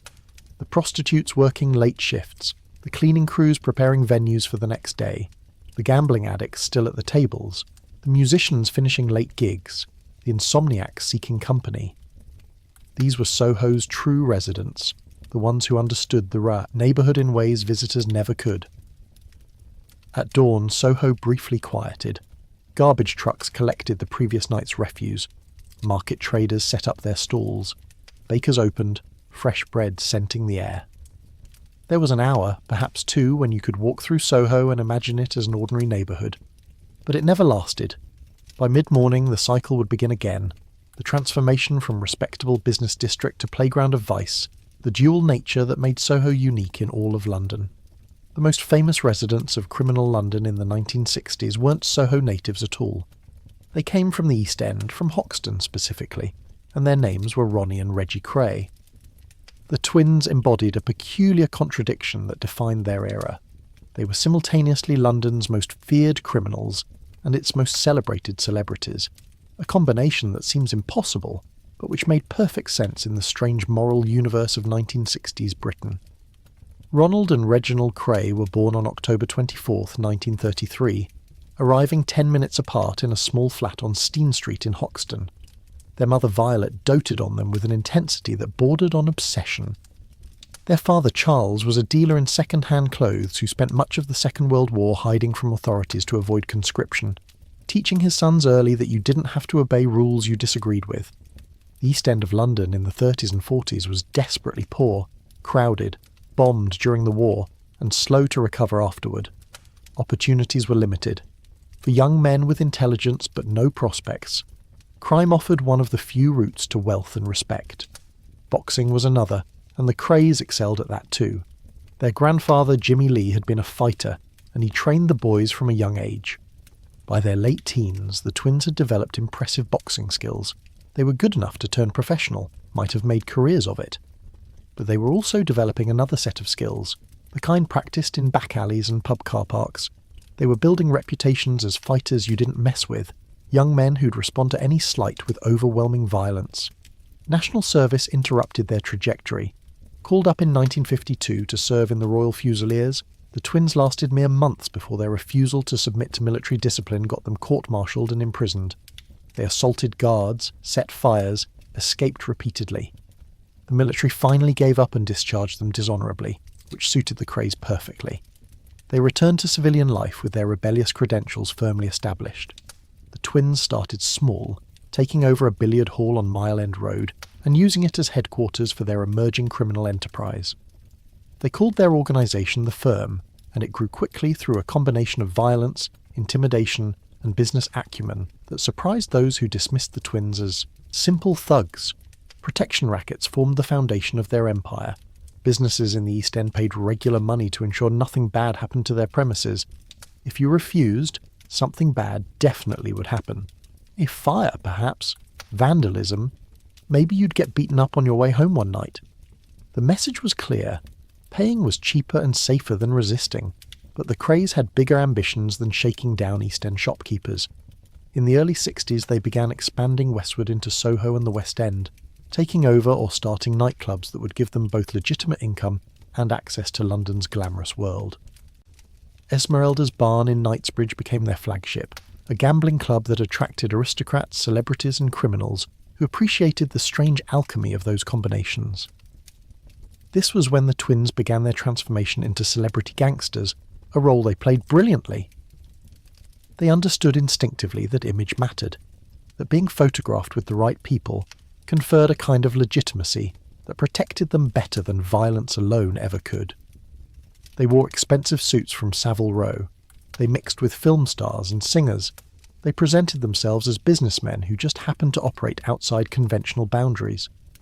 The photographer, David Bailey, himself from the East End, and on friendly terms with the twins, took iconic photographs of Ronnie and Reggie in 1965. The images showed them in sharp suits, looking directly at the camera with expressions that managed to be both threatening and charming. Bailey's photos helped cement the Krays' public image as gangsters with style, men who brought a certain glamour to criminality. Celebrities actively sought the twins' company, or at least didn't avoid it. Judy Garland visited their clubs, so did Frank Sinatra when he was in London. Barbara Windsor, the actress, was friends with them. Politicians from both major parties socialised with the Krays, either ignorant of their criminal activities or choosing not to care. The twins represented a kind of working-class success story, East End boys who'd made it big, and people admired that even while knowing the methods they'd used. The contradictions were stunning. The same newspapers that would later condemn them ran friendly profiles in the mid-60s, portraying the twins as colourful characters, salt-of-the-earth lads who looked after their mum. The public seemed to view them as romantic figures, modern-day Robin Hoods. Even though they weren't robbing from the rich to give to the poor, they were robbing from everyone and keeping it. But beneath the suits, and the celebrity friends and the carefully crafted image, the Krays were genuinely violent men capable of terrible things. Ronnie especially was prone to explosive rage, later diagnosed with paranoid schizophrenia, but untreated during his criminal prime. He modelled himself on American gangsters he'd read about, particularly Al Capone, even insisting on having his own personal barber visit him at home because he'd read that's what Capone did. The twins' criminal activities expanded throughout the mid-60s. Armed robberies, arson, fraud, extortion. They were involved in everything. They worked with other criminals when it suited them and destroyed those who got in their way. They cultivated relationships with corrupt police officers who provided them with information and protection in exchange for money. The firm grew to include dozens of associates, each one loyal through some combination of fear, profit, and genuine affection for the twins. The relationship between the Krays and their East End community was complex. They terrified people, but they also commanded respect. They were brutal to rivals but loyal to friends and family. They sponsored local boxing clubs and gave money to elderly neighbours. This mixture of violence and generosity created a protective wall around them. People who might have talked to police stayed silent, either from fear or from a twisted sense of community loyalty. Ronnie's homosexuality was an open secret within certain circles, remarkable for the time when homosexual acts were illegal and socially taboo. He had relationships with men, and made little effort to hide it from those close to him. In 1964, the Sunday Mirror published allegations about a sexual relationship between Ronnie and Lord Boothby, a Conservative politician. The scandal briefly threatened both men, but Boothby sued for libel and won, ironically making the Krays even more famous. The violence escalated through the mid-60s, fueled partly by Ronnie's deteriorating mental state, and partly by the twins' growing sense of invincibility. In March 1966, Ronnie walked into the Blind Beggar pub in Whitechapel and shot George Cornell in the head, killing him instantly.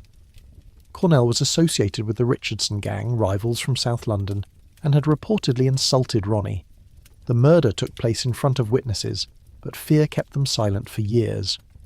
Reggie committed his own murder in October 1967, killing Jack the Hat McVitie, a minor criminal who'd failed to complete a job for the twins. Reggie stabbed McVitie repeatedly at a party in Stoke Newington, a frenzy of violence that shocked even hardened criminals. The body was never found, presumably disposed of with help from associates. These murders marked the beginning of the end, though the twins didn't know it yet. Detective Superintendent Leonard Nipper Reed had been tasked with bringing down the Krays, and he was patient, methodical, building a case piece by piece. He knew that witnesses needed protection before they'd testify, that he needed overwhelming evidence to overcome the twins' connections and the fear they inspired. The arrest came in May 1968. Red coordinated simultaneous raids, picking up the twins and dozens of firm associates in a carefully planned operation. The subsequent trial was the longest murder trial in British history at that time, running from January to March 1969.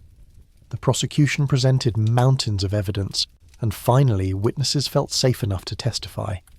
The verdict was guilty on all major charges. Ronnie and Reggie Kray were sentenced to life imprisonment with a recommendation they serve at least 30 years. Their older brother Charlie received a 10-year sentence for his role in disposing of McVitie's body. The Kray empire was finished, destroyed by the very violence that had built it. But the legend was just beginning. In prison, the twins became even more famous. They gave interviews, authorized books about their lives, maintained celebrity connections. Ronnie, diagnosed with paranoid schizophrenia, was eventually transferred to Broadmoor Psychiatric Hospital, where he remained until his death from a heart attack in 1995. Reggie served 27 years before being released on compassionate grounds in August 2000, dying of cancer 8 months later. The fascination with the Kray twins never diminished. Films were made about them. Books detailed their crimes, the suits they wore, the clubs they ran, the celebrities they knew. All of it became part of British cultural mythology. They represented something that resonated with the public. Working-class boys who refused to accept their lot, who built an empire through force of will and weren't afraid of anyone. But this romanticisation obscures the reality of what the Krays actually were. They terrorised their own community. They corrupted police and politicians. They murdered people who crossed them or simply irritated them. The glamour was a facade, carefully constructed and maintained, but underneath was violence, paranoia, and exploitation. The people who truly knew the twins, who paid them protection money or feared their wrath, or lost loved ones to their violence, they tell a different story than the one in the glossy retrospectives. The Kray twins thrived in the particular moral climate of 1960s London, a time when class barriers were breaking down, but violence was still an acceptable path to respect, when celebrity culture was expanding, but the media wasn't yet sceptical enough to look behind the image. They understood that Decade instinctively played it perfectly, and became symbols of it even as they represented everything wrong with the worship of criminal success.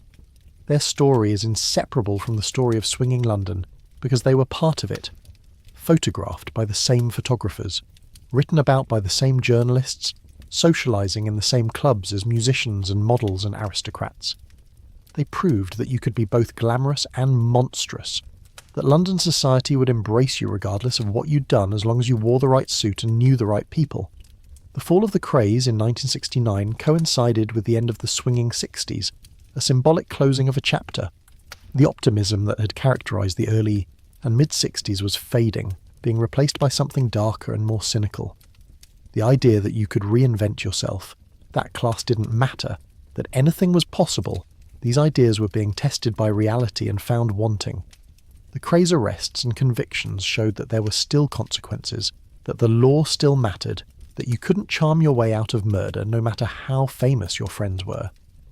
London in 1969, as the trial proceeded, was already different from London in 1966. The music had changed, the fashion had evolved, the mood had shifted, the swinging era was ending, and while nobody knew what would replace it, there was a sense that the party was over, that the bill was coming due, that the easy confidence of the mid-60s had been misplaced. The Kray twins were symptoms of their time as much as they were unique individuals. They showed what could happen when criminal ambition met celebrity culture, when violence was forgiven in exchange for glamour, when society was so enamoured with success that it forgot to ask how that success was achieved. They were dark mirrors reflecting the decade's obsession with fame and style and breaking rules, and their eventual imprisonment was in some ways the decade's reckoning with its own excesses. The Krays represented one aspect of 1960s London celebrity, but there was a whole other world of famous faces who achieved their status through creativity rather than crime. This was the world of the beautiful people, as they were called, a new aristocracy based not on inherited titles but on talent, looks, and being in the right place at the photographed moment. Photographers ruled this world with an authority previous generations would have found baffling. David Bailey, Terence Donovan, Brian Duffy, these working-class men with cameras became as famous as the people they photographed. They socialised with rock stars and aristocrats. They dated models and actresses. Their work appeared in prestigious magazines, defining how the decade looked. Bailey especially embodied the transformation of British society. Born in the East End, he left school at 15 with no qualifications. By his mid-20s, he was shooting for Vogue, dating Jean Shrimpton, and earning more money than most doctors or lawyers. His success proved that talent could overcome class barriers, that you didn't need the right family or the right accent to make it in fields that had always been restricted to the upper classes. The relationship between photographers and models wasn't just professional. Bailey and Shrimpton became the decade's most glamorous couple before their breakup. Terence Stamp dated Jean Shrimpton after Bailey. Models married musicians, photographers married actresses. The scene was incestuous in the best and worst ways. Everyone connected to everyone else through romance or friendship or professional collaboration. Actors were experiencing their own revolution. Working-class actors like Michael Caine and Terence Stamp were becoming stars, keeping their accents rather than adopting the received pronunciation that had always been required for serious roles. Caine's performance in Alfie captured something essential about 1960s London, a working-class man navigating the new freedoms and opportunities while remaining fundamentally himself. The Chelsea and Kensington neighbourhoods became the cool places to live if you were part of this scene. King's Road was the main strip, lined with boutiques and restaurants and coffee shops where you might see anyone on any given day. The houses were expensive but manageable for successful young people, creating communities of creativity where musicians lived next to models who lived next to photographers who lived next to actors. Parties were legendary, informal gatherings that might include anyone from a Rolling Stone to a lord to an up-and-coming designer. The guest lists mixed in ways that would have been impossible just 5 years earlier. Class distinctions hadn't disappeared, but they mattered less in this world where talent and cool counted more than breeding. Drugs were becoming more central to this lifestyle, though still mostly marijuana and newly available LSD rather than the harder substances that would come later. Taking acid was considered a consciousness-expanding experience, a way to access new creative possibilities. The Beatles' music reflected this experimentation, becoming more complex and psychedelic as the band explored altered states.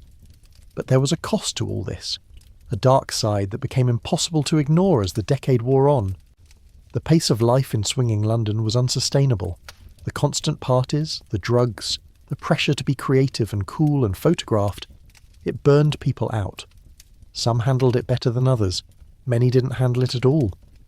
Syd Barrett, the brilliant young guitarist and songwriter who led Pink Floyd, was one of the most tragic casualties.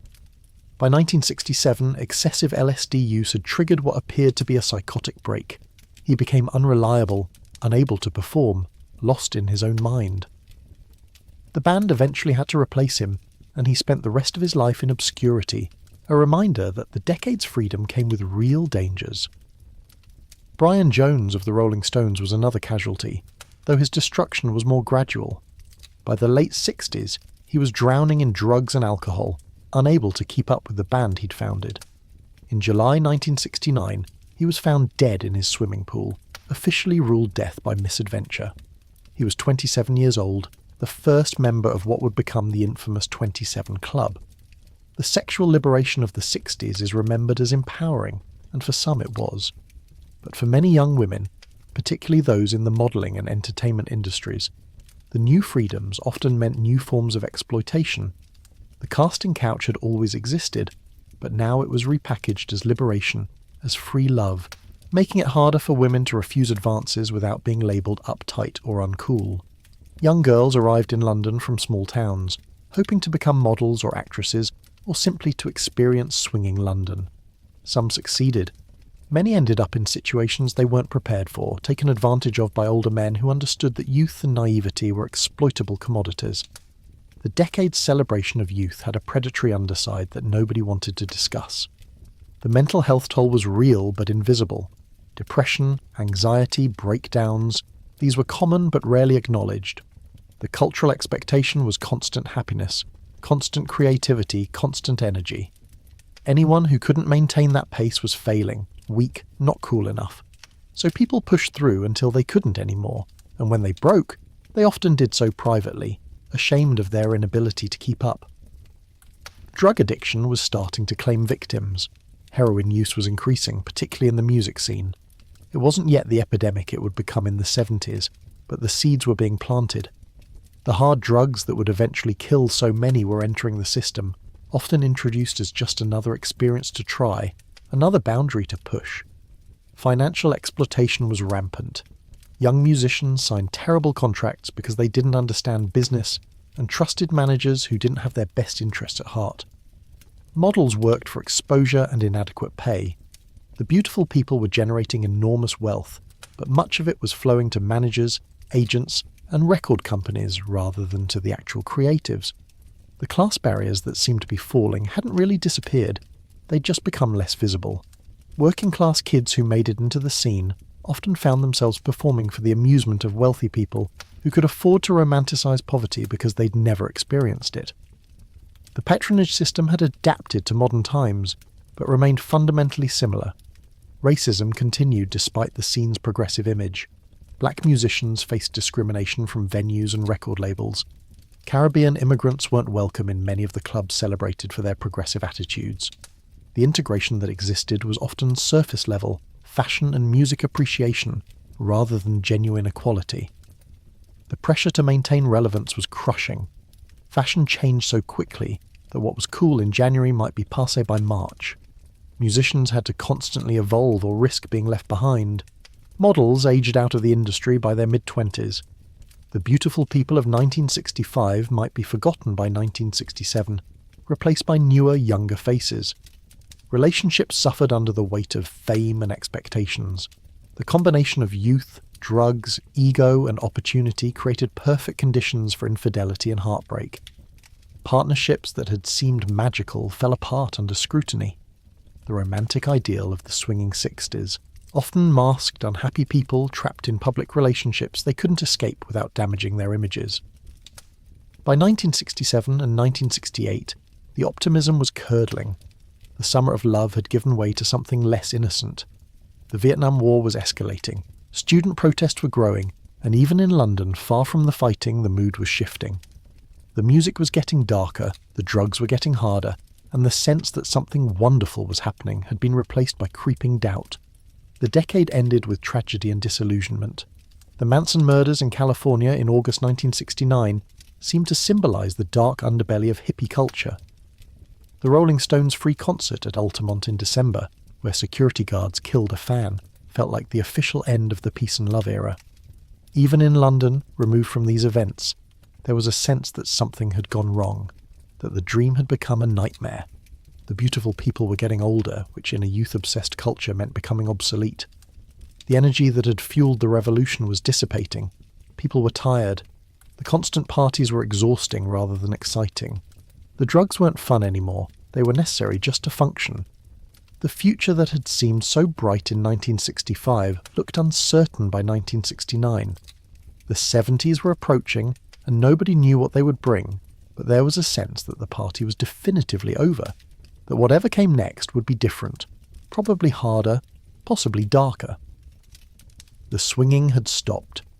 London was catching its breath, looking around at what it had created and wondering what the hell happened and where do we go from here.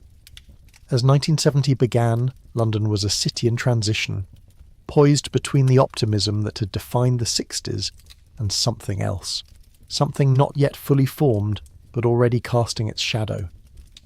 The beautiful people were still there, still famous, still photographed, but the magic had faded. The scene that had seemed so vital and important now felt like a historical moment already passing into memory. The early 70s in London had a hangover quality, a sluggishness that came from burning too bright for too long. The revolution was over, but nobody had figured out what came next. The fashion was changing, becoming more varied and less coherent. The music was fragmenting into genres that didn't communicate with each other. The sense of a unified youth culture was dissolving into tribalism and confusion. Economically, Britain was beginning to struggle in ways that would define the decade. Industrial production was declining. Unemployment was rising. Inflation was becoming a problem. The post-war boom that had funded the swinging 60s was ending, and the bills were coming due. The prosperity that had given teenagers disposable income and freedom was revealed to have been temporary, a lucky window that was now closing. The Beatles broke up in April 1970, officially ending the band that had started it all.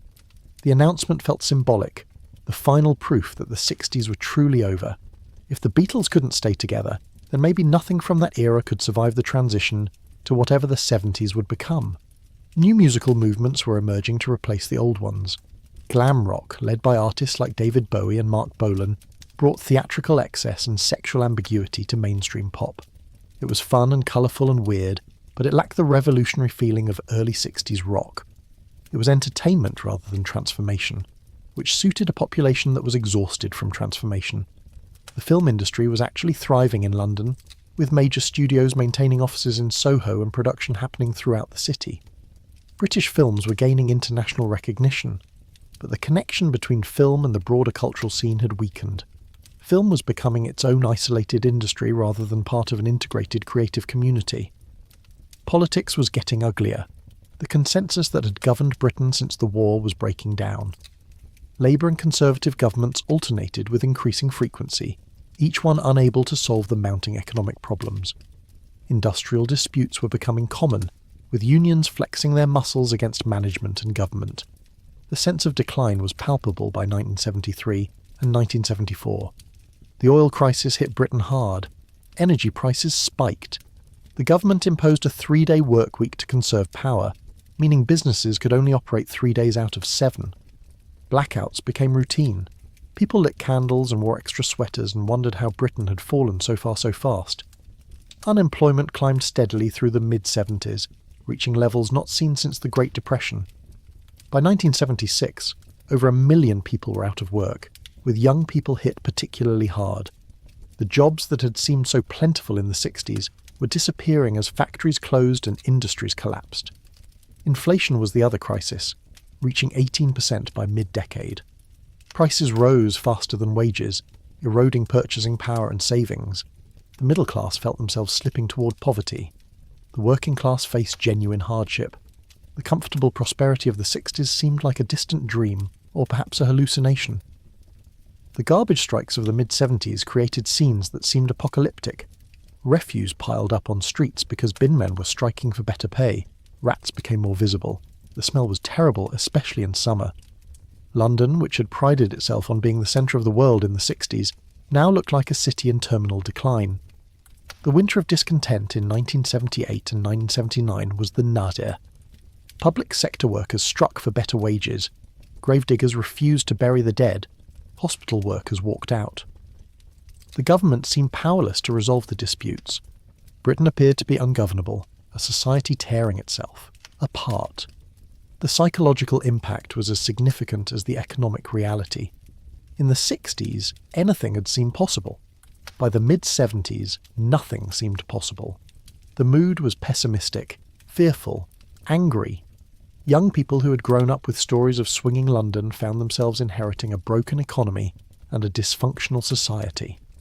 The class warfare that had seemed to be dissolving in the 60s roared back with a vengeance. The rich got richer, while the poor got poorer. The sense that everyone was in it together, that shared sacrifice could rebuild Britain, that optimism had evaporated. Now it was every group for itself, fighting for a share of a shrinking pie. The National Front, a racist far-right political party, was growing in popularity, feeding on economic anxiety and racist resentment toward immigrants. They held marches through immigrant neighbourhoods, provoking violence and fear. The multicultural tolerance that had characterised parts of swinging London was under assault from forces that wanted a purely white Britain. This was the environment that birthed punk rock, a musical and cultural movement that made perfect sense given the circumstances. If the 60s had been about optimism and believing in the future, punk was about rejecting the future entirely. Because what future could there possibly be in this broken Britain? The contrast between punk's theatrical chaos and ordinary people's daily struggles revealed important truths about 70s London. While headlines focused on safety pins and swearing on television, millions of Londoners were simply trying to survive an economic crisis that made every day harder than the last. For families trying to make ends meet, the calculations were relentless and unforgiving. Rent or mortgage payments consumed massive portions of income. Food prices rose so fast that meal planning became an exercise in creative economizing. Meat became an occasional luxury rather than a daily staple. Cheaper cuts, organs and offal appeared on dinner tables more frequently. Vegetables from markets were preferred over supermarket produce because every penny counted. Winter brought additional anxieties. Heating costs were substantial and rising, forcing families to make cruel choices about warmth versus other necessities. Many homes stayed cold, with only 1 or 2 rooms heated, family members clustering together for warmth. Children wore coats indoors. Damp and mould became chronic problems in inadequately heated flats, contributing to respiratory illnesses that stressed the National Health Service. The clothing economy changed as disposability gave way to durability and repair. The fast fashion of the swinging 60s, garments bought and discarded as trends shifted, was a luxury the 70s couldn't afford. Clothes were mended, altered, passed down between siblings and cousins, worn until they literally fell apart. Charity shops, previously a resource of last resort, became regular shopping, destinations for working-class families seeking affordable necessities. Transport costs affected daily life in countless ways. Commuting became expensive, eating into already stretched budgets. Some people changed jobs to reduce commute length, accepting lower pay to save on fares. Others walked or cycled in all weather, unable to afford bus or tube fares. Family outings decreased because the cost of transport for an entire family was prohibitive. Entertainment contracted to free or very cheap options. Television became even more central to working-class life, offering escape and entertainment at no additional cost once the license fee was paid. libraries saw increased usage, books providing free entertainment and educational resources. Parks and open spaces hosted family time that cost nothing. The vibrant consumer culture of the 60s, based on spending for pleasure, gave way to a more austere approach focused on necessities.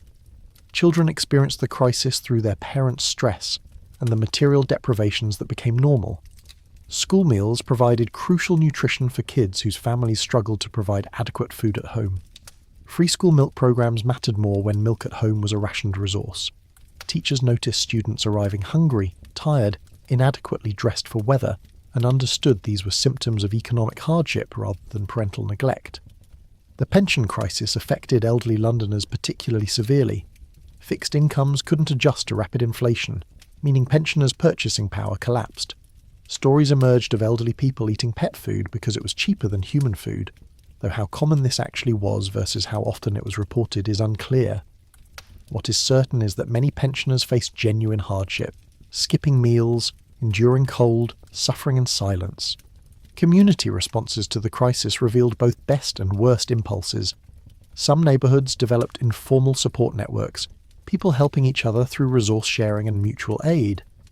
Others became more insular and suspicious, scarcity breeding competition rather than cooperation. The social bonds that had survived the war and Reconstruction frayed under economic pressure. The pub culture that had been central to working-class social life faced pressure as drinking money became harder to find. Many locals reduced their pub visits or stopped going entirely, unable to afford rounds or even their own pints. This had secondary effects beyond just lost socialisation, as pubs were crucial venues for job information, community news and social connection.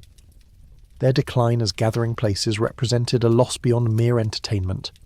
The football terraces, those standing sections of stadiums where working-class fans gathered, became sites of both escape and expression of frustration. Match attendance remained strong despite economic pressure because football mattered deeply, providing tribal identity and communal experience. But the terraces also became spaces where anger found outlet, sometimes in hooliganism and violence that gave British football an international reputation for danger. Religious institutions saw increased attendance from some and abandonment from others. Some people turned to churches and mosques for community support and spiritual comfort during hardship. Others rejected religion entirely, unable to reconcile faith with observed suffering. The Church of England, long central to British social life, faced declining relevance as its middle-class respectability seemed disconnected from working-class struggles. The underground economy expanded as official work became scarce. Cash-in-hand labour, undeclared side jobs, informal arrangements between individuals, all these grew as people found ways to survive outside official channels.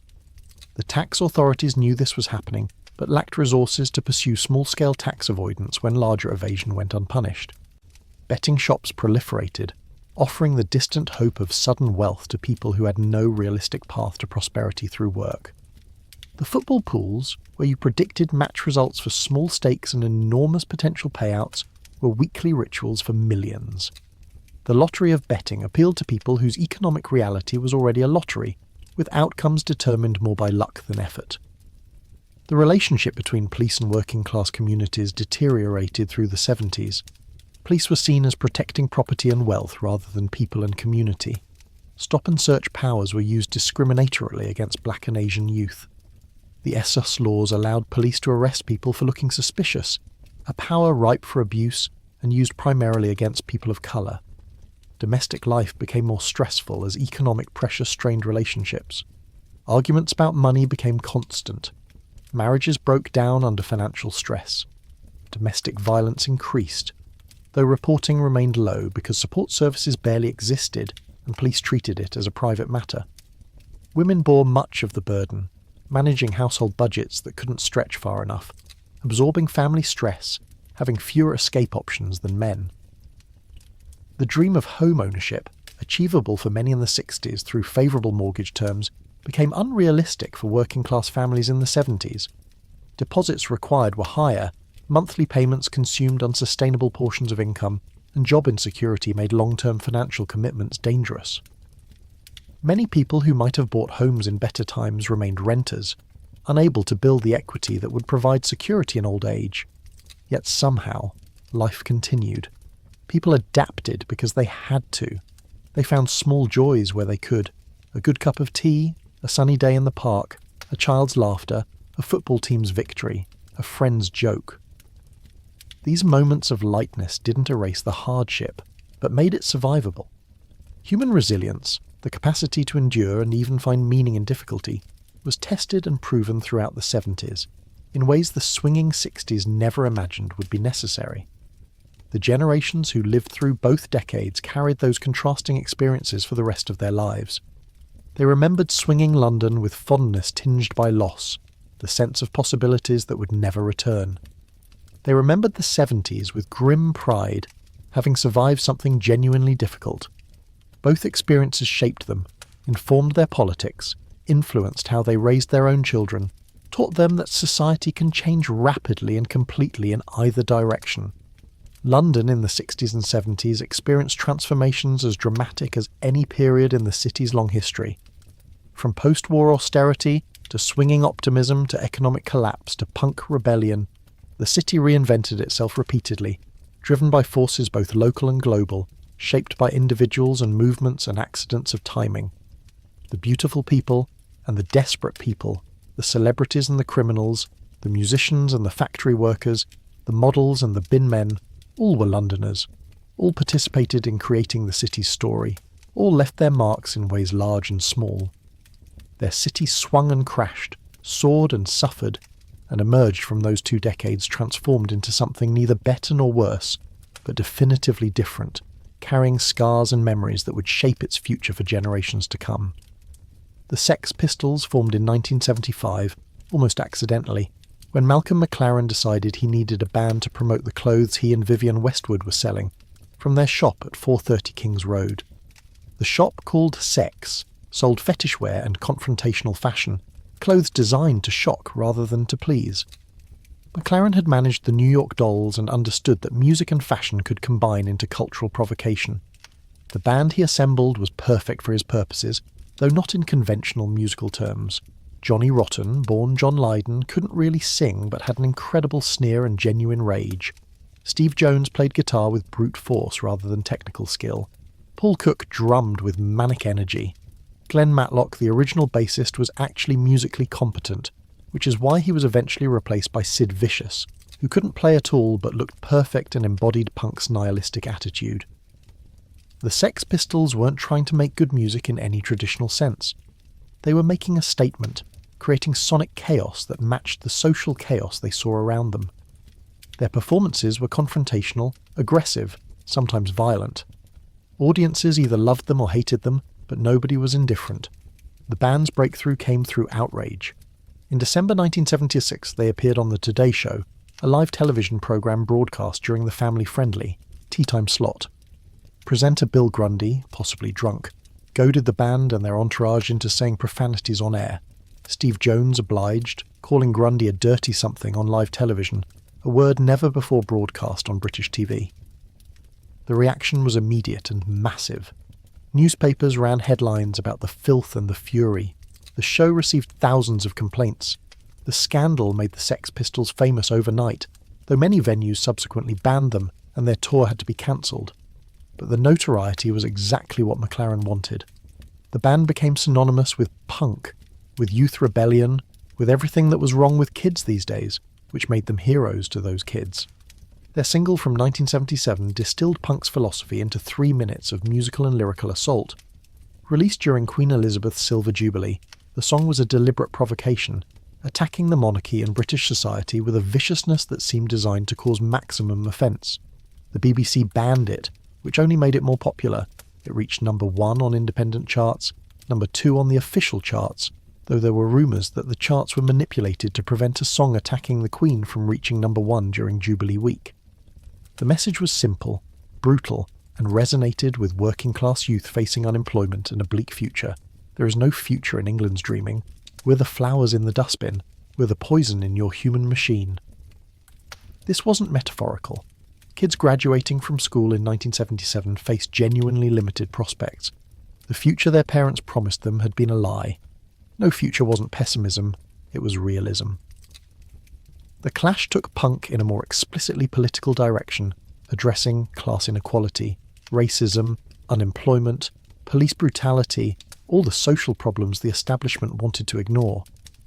Joe Strummer, the lead singer, had genuine working-class credentials and political consciousness. Their music was faster, harder, angrier than anything that had come before, but it was also more thoughtful, more engaged with actual political issues rather than just aesthetic rebellion. Their song about London captured the crisis perfectly, describing a city in chaos, where careers opportunities were being offered in the army or the civil service, where police and thieves roamed the streets, where the ice age was coming and the sun was zooming in. It was apocalyptic imagery that didn't feel like exaggeration given the state of Britain in the late 70s. The Damned were faster and funnier than the other punk bands, playing with such speed and energy that songs blurred together. The Buzzcocks wrote short, sharp pop songs about relationships but with a punk edge. Sham 69 connected directly with working-class audiences, though they struggled with neo-Nazi skinheads adopting their music. X-Ray Specs, fronted by Polly Styrene, brought feminist critique to punk, addressing consumerism and social expectations with intelligence and day-glow braces. The fashion was as important as the music, perhaps more so. Safety pins through clothes and skin, torn t-shirts, bondage pants, spiked hair coloured in unnatural shades, leather jackets covered in hand-painted slogans and band names. The clothes were deliberately ugly, designed to offend middle-class sensibilities and mark wearers as part of a tribe that rejected mainstream society. McLaren and Westwood's shop was ground zero for punk fashion, but the real punk aesthetic was DIY, making your own clothes or modifying cheap ones from charity shops. You couldn't buy real punk credibility, you had to create it yourself. The rejection of consumerism while simultaneously creating new things to consume was one of punk's many contradictions. The swastika and Nazi imagery that some punks adopted was meant to shock rather than endorse fascism, a nihilistic provocation that said nothing was sacred, everything could be desecrated. But it backfired badly, giving actual fascists cover and making punk spaces unsafe for Jewish people and people of colour who rightly saw those symbols as threats rather than empty provocations. Rock Against Racism emerged partly in response to this problem, and partly in response to comments by Eric Clapton and other rock stars expressing support for anti-immigrant politicians. RAR organised concerts pairing punk bands with reggae acts, creating a multicultural coalition against the National Front's rising influence. The Clash, Steel Pulse, Aswad, the Tom Robinson Band, these bands played benefits and marches, using music as political organising. The Carnival against the Nazis in April 1978 was the movement's high point, with 100,000 people marching from Trafalgar Square to Victoria Park, where the Clash and other bands performed.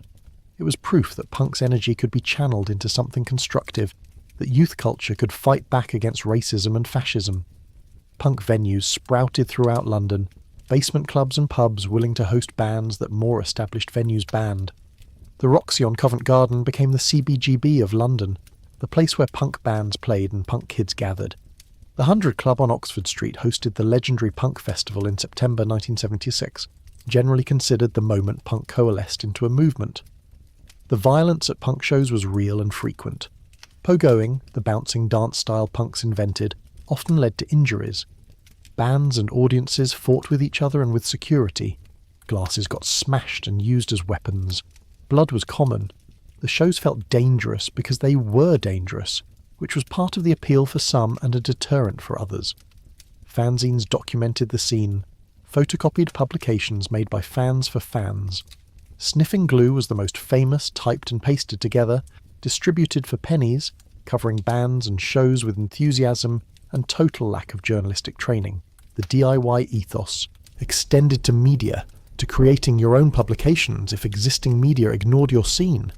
Independent record labels emerged to release punk music that major labels wouldn't touch. Stiff Records, Rough Trade. These small operations became crucial infrastructure for punk and post-punk, proving that musicians didn't need major label support to reach audiences. The means of production were being democratized. Anyone with access to a recording studio could make a record. Anyone with a photocopier could make a fanzine. The major labels eventually caught on, signing punk bands and trying to sanitize punk for mainstream consumption. This led to accusations of selling out, Fierce debates about authenticity and commercialization. Some bands stayed independent and pure. Others took the major label money and reached wider audiences but sacrificed credibility in punk's eyes. By 1978, punk was already fragmenting and evolving. Post-punk emerged, bands that had absorbed punk's DIY ethos and energy but wanted to make more complex experimental music. Joy Division, Magazine, Wire, these bands pushed beyond three-chord thrash into stranger, darker territory. The Cure combined punk energy with goth theatricality. Susie and the Banshees created a sound that was simultaneously aggressive and atmospheric. The Sex Pistols imploded in January 1978, breaking up after a disastrous American tour. Sid Vicious became more famous after the band ended, though for the wrong reasons. His relationship with Nancy Spungen was destructive and drug-soaked.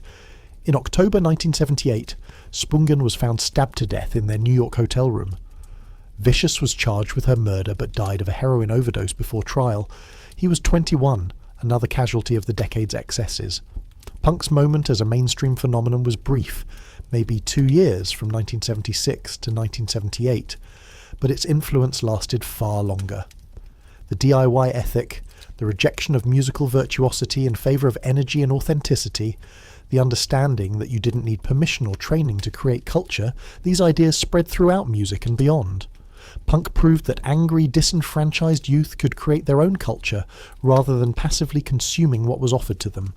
It demonstrated that economic crisis and social breakdown could produce creativity rather than just misery. It showed that London still had the capacity to birth musical movements that would influence the world, even if those movements were born from desperation rather than optimism. The contrast with the Swinging Sixties was total. Where the 60s had celebrated beauty, punk celebrated ugliness. Where the 60s promised freedom, punk acknowledged bondage. Where the 60s said yes to life, punk said no to everything. Both movements were responses to their times, products of specific economic and social conditions that made certain forms of expression necessary and urgent. But punk and the Swinging Sixties shared something important. They were both youth movements that rejected the values of the older generation and insisted on creating their own culture, their own rules, their own future. The difference was that 60s youth believed in the future, while punks declared there was no future, but both generations refused to accept the world as they'd inherited it. As the 70s ended, punk was morphing into new wave and post-punk, becoming more musically sophisticated and less shocking. The economic situation remained terrible. Margaret Thatcher's election in 1979 promised radical change, though whether that change would be positive or negative depended on who you were and what you valued.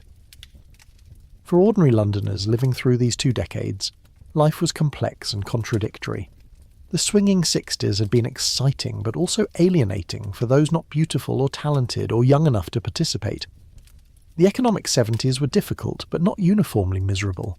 People fell in love, raised families, worked jobs, found joy in small things regardless of whether London was swinging or collapsing. The market still operated in the East End, selling fruit and vegetables at prices working people could afford. Pubs still filled with regulars who'd been drinking at the same bar for decades. Football matches still drew passionate crowds. Television provided escape and entertainment. Community persisted even as economic conditions worsened. The immigrant communities that had faced such hostility were building their own institutions and creating lasting contributions to London's culture. Caribbean music, particularly reggae, was influencing British musicians and introducing new sounds. Indian and Pakistani restaurants were changing British cuisine. The multiculturalism that would define late 20th century London was being established through struggle and perseverance. The gay community, still facing legal persecution and social hostility, was creating stronger networks and demanding recognition. The Stonewall riots in New York in 1969 inspired British activists to become more visible and confrontational.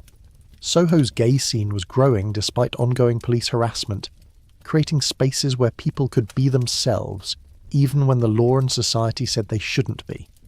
Women were fighting for equality despite facing massive institutional and cultural resistance.